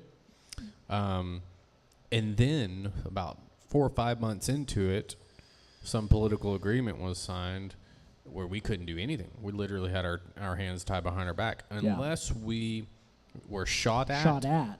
No, we couldn't even shoot back until we identified the shooter. Oh, wow. It got so bad, we would have to knock on doors if we saw a shooter run into it and say, "Hey, Did you shoot did us?" you see a guy come in here?" "No, we didn't see him." "Okay, I'm sorry. Well, Have a good it day. got so bad. God, It's that's so bad. ridiculous, isn't it? And That's ridiculous. oh yeah. That's ridiculous. But we, as the Coast Guard, a lot of people don't realize we're under the it was Department of Transportation. 2001, 9/11 happened, created Homeland Security. We then fell under them. yeah, The reason the Coast Guard is not part of the DOD, it's a loophole. If we board a foreign vessel, it's legal. We're doing it for certain Homeland Security operations. If a DOD entity boards a foreign ship, it's an act of war. that's interesting. So the Coast Guard is not purposely a part of DOD as a loophole to do things and allow us on, That's so weird. so we Like, can determine, hey, do you have weapons or people that you're bringing in here Yeah, that right. shouldn't be here? all those little intricacies are extremely weird to me. It is. Like, it's So, like so we have if- different yeah. ROEs, except if I was doing Navy escorts, we'd escort carriers and subs that had special weapons and people on. We fell under their rules of engagement. So we had to know Yeah. all that. But Yeah. I remember that when it That's crazy. kinda Because you kind of flipped. become a part of that entity. Yeah. Yeah. So you have to follow their rules. Yeah. Yeah. Yep. So Yep. our mission changed, and we changed our operating parameters. Just like y'all are chameleons, man. We were. Yeah. So it's funny, you have the Attorney General of the United States with the most authority and jurisdiction, Right. the United States Marshals, then the United States Coast Guard. That's crazy. Yeah. Of course, y'all probably cover a hell of a lot more area than the marshals do. In some ways, but they can fly internationally. Well, I was going to say and they go do pick have up the people. So They do have that's the why they're a international little bit airplanes. above us. Yeah. We can't. We do a lot of international. We just different mission sets. What was the counter drug enforcement or So, man, it was awesome. So I was part of a boarding team. We were a VBST, a vessel boarding security team. So we would get container ships coming from other countries that were high-interest vessels. HIVs is what we called them, ironically. Yeah. I know, right? You hear HIV, and it's usually not a good thing. But Yeah. for the Coast Guard, you're like, oh, yeah, Right. we're going to have fun today. Yeah. You know? So if it was especially like South America, so we'd meet them offshore, 20 miles offshore, and board them before they could enter the 12 You'd open miles it or up, it'd be a 4. bunch of rotting potatoes, and be like, okay. That's right. Actually, you know what's funny? We boarded one, and we wear RAD pagers, radiation detection device. They started going off one day, and we're like, oh, shit, this is not good. Yeah. You know, if our RAD pager's going off, there's nuclear materials Right. on here, right? So what was funny was it ended up being a bunch of containers full of clay pots. The soil the clay pots were made of had enough radiation in it to. That's what they Send wanted our- you to believe. They're Right. geniuses. Damn, they got on us. Lord of War. That's right. it. That's right. Well, but that's the stuff you were going against, right? Yeah, yeah. And you had to know all these things, international laws, regulations, rules. But it was interesting because my cutter or my ship out of Boston, we would go to South America and do drug ops. So we'd pick up the Hitron unit out of Jacksonville, and that's the helicopter and the snipers that would shoot the engines out for the Coast Guard, which, by the way, the last couple of years, the Coast Guard's won the top sniper over all the other branches. Our snipers are very good. They've got to be. You've got to. To be in a helicopter and shooting, yeah. And Out of a shooting helicopter and something that's doing this. and shooting You an know, engine out. yeah. Yeah. That's yeah. But that's what we would do. We'd get go fast. We'd get those semi-submersibles. So you remember the video of the guy jumping on the sub and beating on it? Yeah. That's Coast Guard. That's what we did. That's But what there I was a did. Ukrainian sniper that just broke the world record for longest? longest sniper kill, Oh, awesome. and it was like almost 3 miles or something. It was Oh, gosh. ridiculous. Yeah. It's wild. I can't need even one of those imagine. rifles. Yeah, I know. Yeah. What was it using? I can't remember. I remember seeing the article on it. It and was everything. probably one of our weapons. It was actually a specially made round. God, I told you what it was. I know, because I was It was like, what was like it? Like a 20 Mike? He's like, no, it was something weird. It was a big round, it's gotta right? be. But it was something specially made. I mean, the Coriolis effect, everything that comes Yeah, into oh, play. yeah. I can't imagine Oh, yeah. almost that distance. oh yeah, I mean, the curvature it's alone. wild. That's yeah. amazing. But Good I for mean, him. like I used to, we were a mechanized unit in the infantry, and so we had Bradleys. Yeah. And so 25 Mike, just shooting that, you had a laser that would, give you a range. and Calculate everything for Everything you. would Yeah. automatically adjust, and you'd shoot. That's nice. And it was, 2,000 meters, 3,000 meters, no problem. You hit everything you wanted. So as long as, you have the calculations in the round, you can do it effectively, That's true. It's That's just the calculations for my your mind- mind to do it Yeah. efficiently. My mind's not very good at calculating, so I would have been Yeah. looking at that and been like, buddy, you're living today. Yeah. It'd be like, 2 plus 2 is Yeah. 5. Wait, no, Yeah, that's not actually- what they taught me. That's VA math, and Yeah. that's the funny thing. You know, it's funny. So my med board, they said my back I was rated at 40%. Wow. So I was automatically retired Yeah. because I was over that percentage level. But then the VA said, well, yeah, we've evaluated, your back's at 20%. Like, wait a minute. How does the medical evaluations board out of Washington, D.C. Yeah. calculate this, but you're calculating 20% less? You see how they added up? Well, yeah, and that's the great thing. If you calculate everything that they added, I should be at like 90%. Yeah. Yeah. But according to VA math, I'm at 60. And it's because it's your first one is 20%. Yeah. But then they say, okay, well now you have 80%, so now it's 20% of 80%. And Yeah. then it's wait a minute, so now you're at 30%, so then you only have 60 or 70% left. So then the other 10% for this is 10% of 70%. Right. And it's like, well, how do you ever get to freaking 100? Right.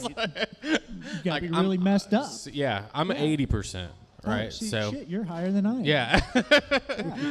But so I got out in 2011. Okay. And so I was in I was transferring, and that was during the housing crisis under Obama. yes. Remember we had gosh. the government shut down. Oh Yeah. my God. Yeah. Democrats. Yep. Yeah. Yep. We didn't get paid for a month. Jeez. Yeah.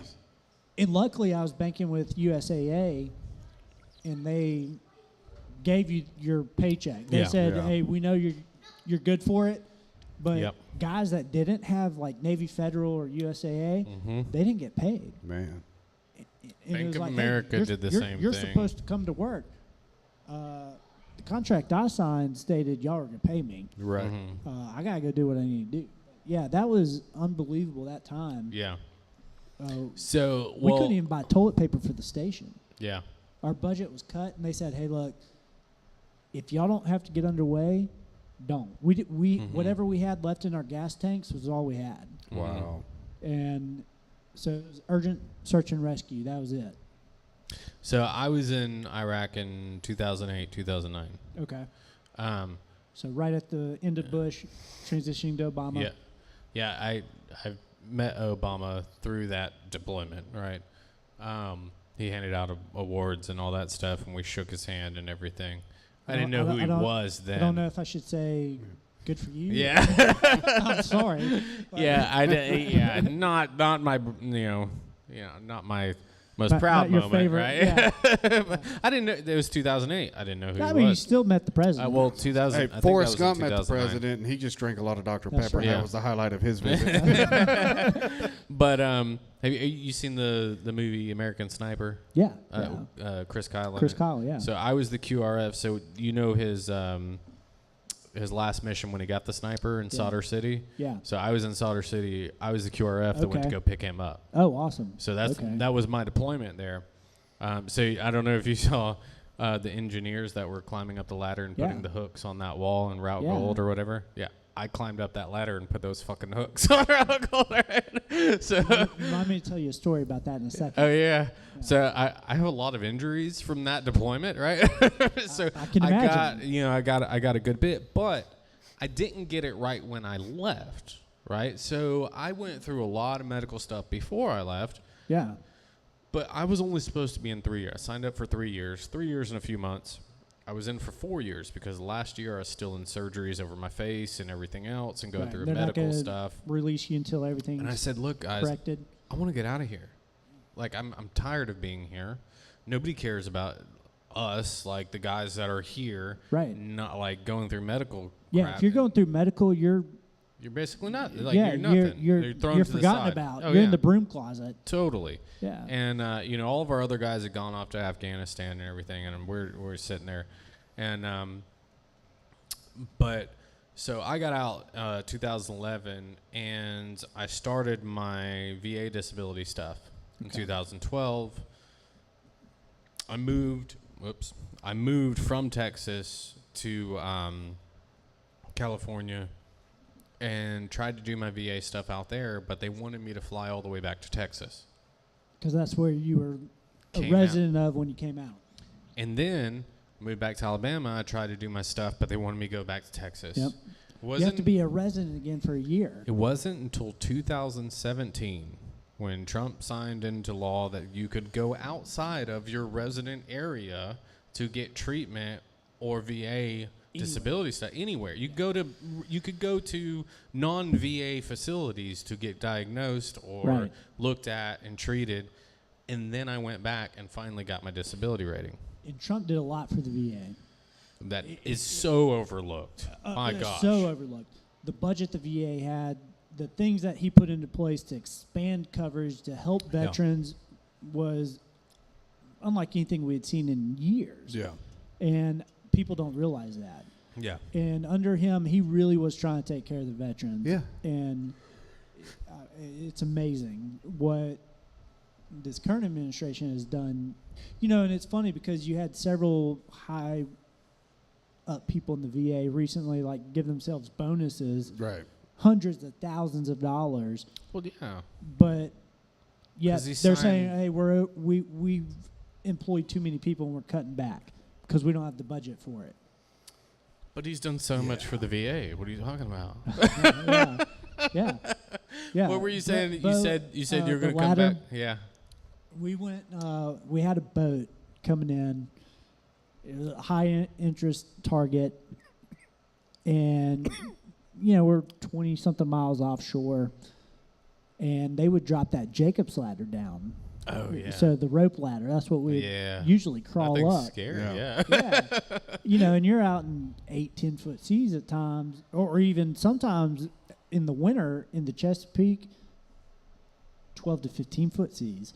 And that's a big jump. When you got to time it right when you're jumping from your Coast Guard boat onto that ladder, and you better start moving ass. right? So I was the first one to go. And usually because I'm a lighter guy, I'm very athletic, I was quick up the ladder.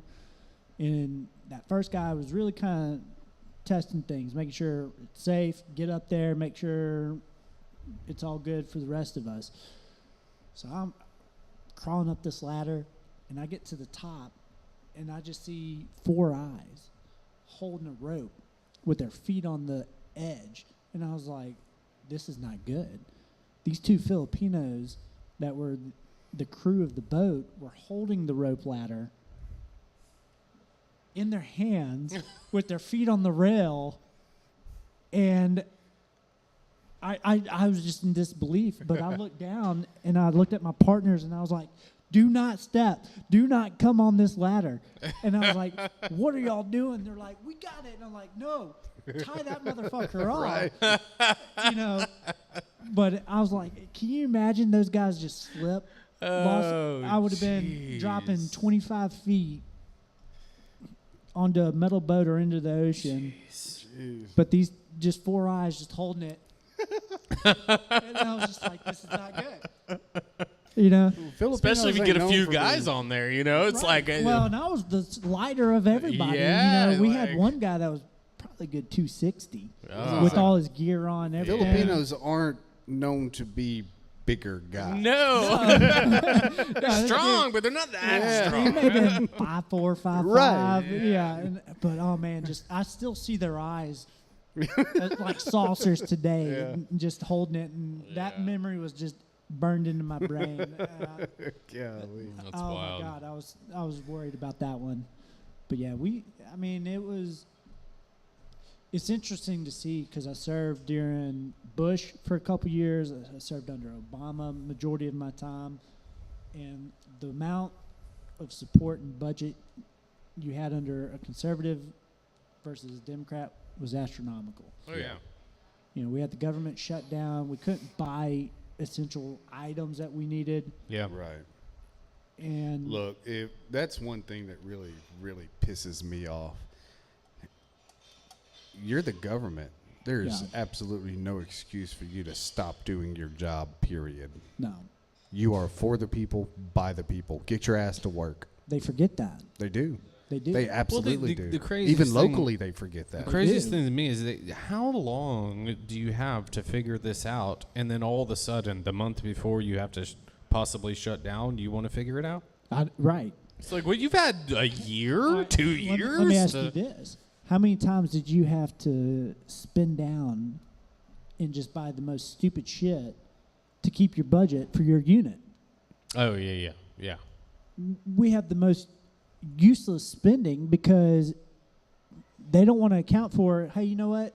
They may have not had these catastrophic events where they had to use this money, but it doesn't mean we're not going to have it the next year. Right. But they're going to take that budget away from us because Yep. they've overspent somewhere else Yep. or because they want to give billions to this country. Mm-hmm. Let's stop Well, and giving if you money don't- away first off. Yeah. Yeah, And that's if you don't pretty- spend it, yeah. they'll take it away next year. Exactly. And Yeah. so you have so, to so you spend have it. to spend it.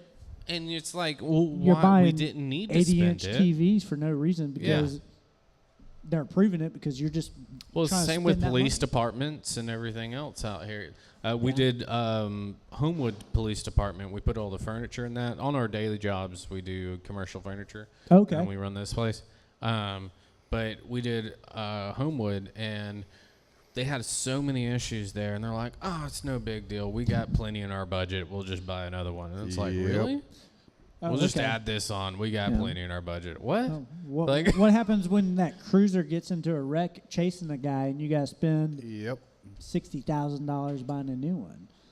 It's just amazing to me that we've gotten to that point. But like you said, our politicians have forgotten they're for the people. They work for us. Yes. They shouldn't be getting into it to increase their bank account, Right. their status. We've got, and we'll never see this, but term limits is what we need. Oh yeah. Yeah. It needs to be back to where it's your local individual. Yep. You remember I'll- your first congressman, they met twice a year, Yeah. and it was your local butcher, it was your Yeah. local post office person or store clerk. It was the people that were actually affected by the policies Well, So and I'll not say career politicians. I'll say this before we get into the last part of this because we're almost 2 hours in. It's been really great, but I love it. I want to say this before we get into the last part, which was what we started at, was your experience in the VA and everything. But Yeah. In 1913, everything changed. Right. The Federal Reserve Act was signed, which gave the power of Congress and gave the power of the government of the United States to pull money from an outside source Yeah.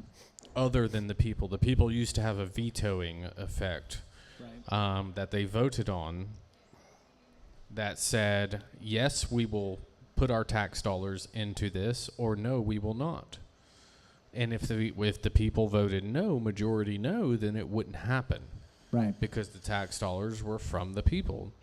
Well, now the government just says, oh, we want to put this law, or we want to do this, or we want to do that. We're increasing your taxes. Yeah, We don't have a say. we don't even have to increase the taxes. We'll just go to the banks and borrow from them, from the True. Federal Reserve. But our interest rates go up. Oh, yeah. Oh, the invisible tax always is there, Exactly. of course.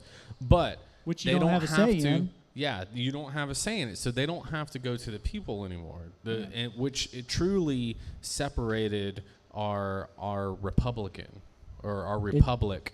It did. Our Well, republic and is no longer from that. within 10 years, the Great Depression happened, or Yep. a little over Well, more, yeah. little over Yeah. 10 years, because 1929 you had the Well, the Federal Reserve. So, what the Federal Reserve Which happened.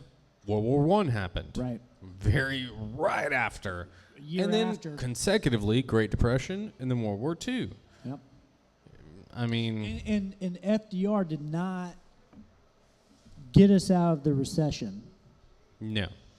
We got into the war, which helped us get out of the recession. Oh, yeah, that was the main reason. Right. Well, that's why you know. But a lot of your old timers love FDR because they think he let us out. It no, wasn't FDR. no, it was the banks. It was right. They let us into the war. Right.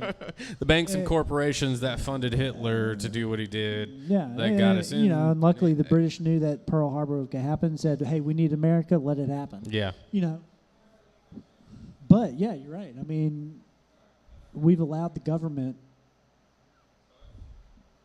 we've gotten away from taxation without representation. Mm-hmm.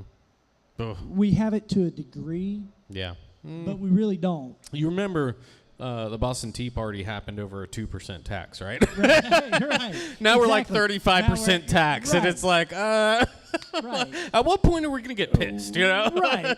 You know, at what point are we going to say enough's enough, right? Yeah. Why are so much of our tax dollars going to other countries? Oh, yeah. Why are we not fixing what we need to, lowering inflation, continuing to allow people? Let's look at this. When our grandparents were living, only our grandfathers worked, and their Yes. salary paid for our car, house, groceries for Family. them Big and 6 families. kids, Big families, yeah. big families, Mm-hmm. with no problem. Yep. They could still take vacations. They could still do these things. Now, as a individual, even with a 2-income family, you struggle. Oh, yeah. I mean, for us that are single parents, it's even greater struggle in some Oh, yeah. aspects. But you can't afford regular life. Mm-mm. Yeah. Can you imagine being able to live the way that they lived back in the 50s and the 60s? Yeah. It was a great time. It was. Yeah. And now, granted, there were moments that weren't, Yeah. but overall, the economy was fairly strong. Mm-hmm. Vietnam, again, corrupt politicians Yep. led into some BS. Yep. But because then you had Carter, where gas was so Carter. bad, and Yeah. you had to go to the gas station on days that your It was last like a name communist country, yeah. right. It was alphabetical, and you Yeah. could only get so much. You know, So what? Now we've gone through a lot of stuff tonight, We which has really been have. really fun. It I has. told you I- we'd go wherever. I love it. I love it. This has been great. But Hey, one I'd thing- love to come back if you allow Yeah, me. definitely. We got a lot to talk about still, I think. Yeah. For sure. We'll have to schedule it after this. But So why did you? What led you into getting into what you're in right now? Because it's I wouldn't say it's vastly different. It's mildly different, but it is a totally different calling. It is. You know. So I grew up in a very patriotic family, right? My dad, his two brothers, all Army officers. My grandfather, his two brothers fought in World War II. My great-grandfather in World War I. So I always grew up knowing that I wanted to serve. Yeah. They never pushed it on me. It was just something that I felt was important to me. Yeah. And the reason I chose the Coast Guard over everything is I've always had a calling to help people, especially when they really needed it. So the Coast Guard gave me that. Mm-hmm. It was people usually in distress, really needing that help. And Yeah, Coast Guard's not like, hey, we're going to war. It's like, hey, we're going to help. right. Yeah, for the most part, yeah. Yeah, and doing the counter drugs and all that was fun too. But ultimately, it was that I'm really making a difference. I'm really helping people when they need it the most. That's always been my calling. Kind of the same reason when I got out of the Coast Guard, I joined the police department. Mm-hmm. It was to really help people that needed it the most. There's so many people that aren't able to fend for themselves, Right. have the ability to do that, and I felt I could help them. So, again, I went through a divorce. I got custody of my kids. My ex lives in a completely different state. So I realized quickly it was just too dangerous to be a police officer. I had 2 children that were counting on me to come home, and I just couldn't do that job anymore. Right. So I wanted to do something that I felt was still serving people, and I came across the owners of this company right at home, Bo Green and Bradford. They really gave me a chance. They said, hey, we're a network provider for the VA. We have this program, and we're really trying to get that knowledge out there and help veterans. And being a disabled veteran, being from a veteran family, and having that calling of helping people, it really just kind of came together and said, this is perfect. That's cool. Yeah. So being able to do both, help not just people, but help veterans get what they deserve and what they've earned. It's just, I can't think of honestly, anything better. for most veterans out there, it's still not enough for what they've done, It's really not. And at the end of the day, this program, it's not going to cover all their needs. Mm-hmm. They may get 13 to 20 hours a week, which helps. Oh, yeah. It does help. But some of these veterans need a lot more. Yeah. And they're not financially set up to afford more. Yeah. Right. And that's tough, because I hate seeing them struggle and us not taking care of them more. Yeah. Especially the ones that suffered in the Vietnam veteran right now is one that I'm commonly coming in contact with. Agent Orange conditions, man. It's unreal. They're waiting for all the lawsuits to settle that are never going to freaking settle. Yep. Yep. Well, and so many of them they may be 100% receiving that compensation, but that's how they live. That's how they're living in these retirement communities or these facilities that they need, but they still aren't able to get the care they need. Right. And the VA still limits it. Mm-hmm. Like, you only qualify. Now, don't get me wrong, VA has great people. They are trying to do great things, but they are also still not doing everything that they need to. This is my personal opinion. We need more funding for the VA. We really do. Let's cut out some of these alphabet soup organizations that the government has that are there's a lot of organizations that are the same as other organizations. Why? Right. Why? Can we not cut some of these? Let's trim the fat. Let's look, the ATF, I don't need them knocking on my door saying, hey, you bought this certain thing. Let me see it. No, lost it in a boat accident. My bad. Right. But I mean, is there a reason for some of these organizations? Yes. Have a lot of them become corrupt? Absolutely, and that's the problem. DEA. Nothing Yeah. against DEA, but ultimately, why do we have them? Right. Why? We could easily end the drug trade if we wanted to, Yeah, but we're not. Why? Mhm. Because it's tax dollars. it is. Yes. It's a way for them to say we need the money for this. Yep. We have a whole other mead talk around all that. Yeah. We do, we really do. But you're right. We got to Yeah. trim the fat. We got to consolidate some of these. We got to get rid of some of these organizations. We've got to take care This of our is- country as a whole. So I have somebody I need to link you up with. All right. I sort of got involved, but I think we're going to start doing some socials here, VA socials here. Yeah. Link up with some vets and stuff, and just gather here once a month, and Yeah. possibly turn it into something. It's called Thriving Forward. That's what we're looking at.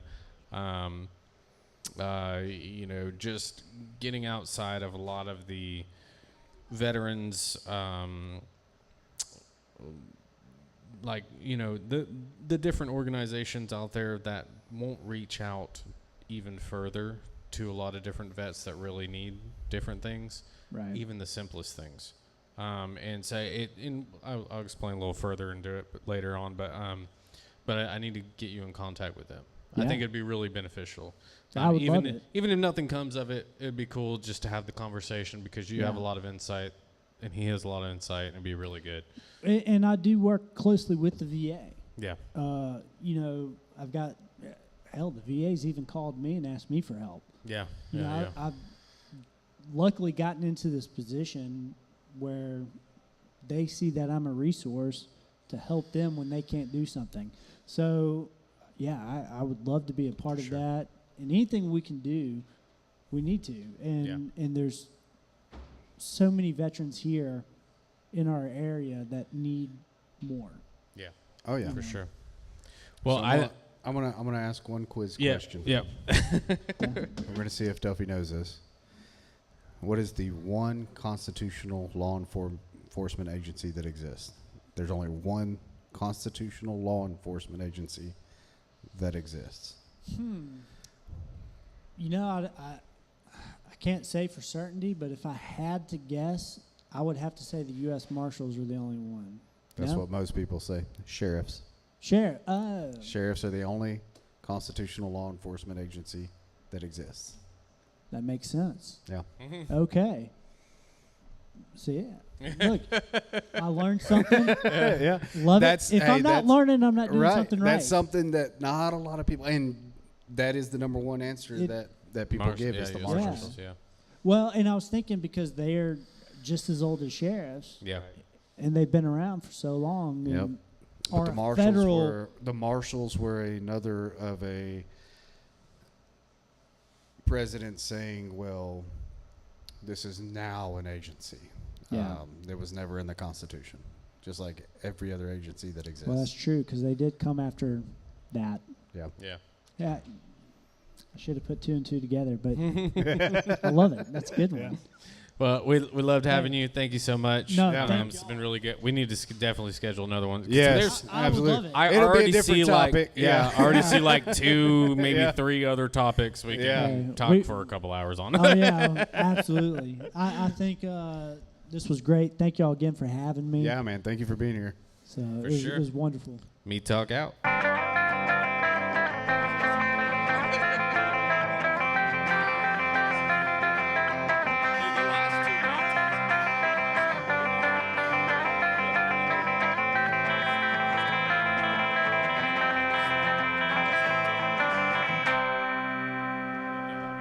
Love it. Hey, I owe y'all for this one. No.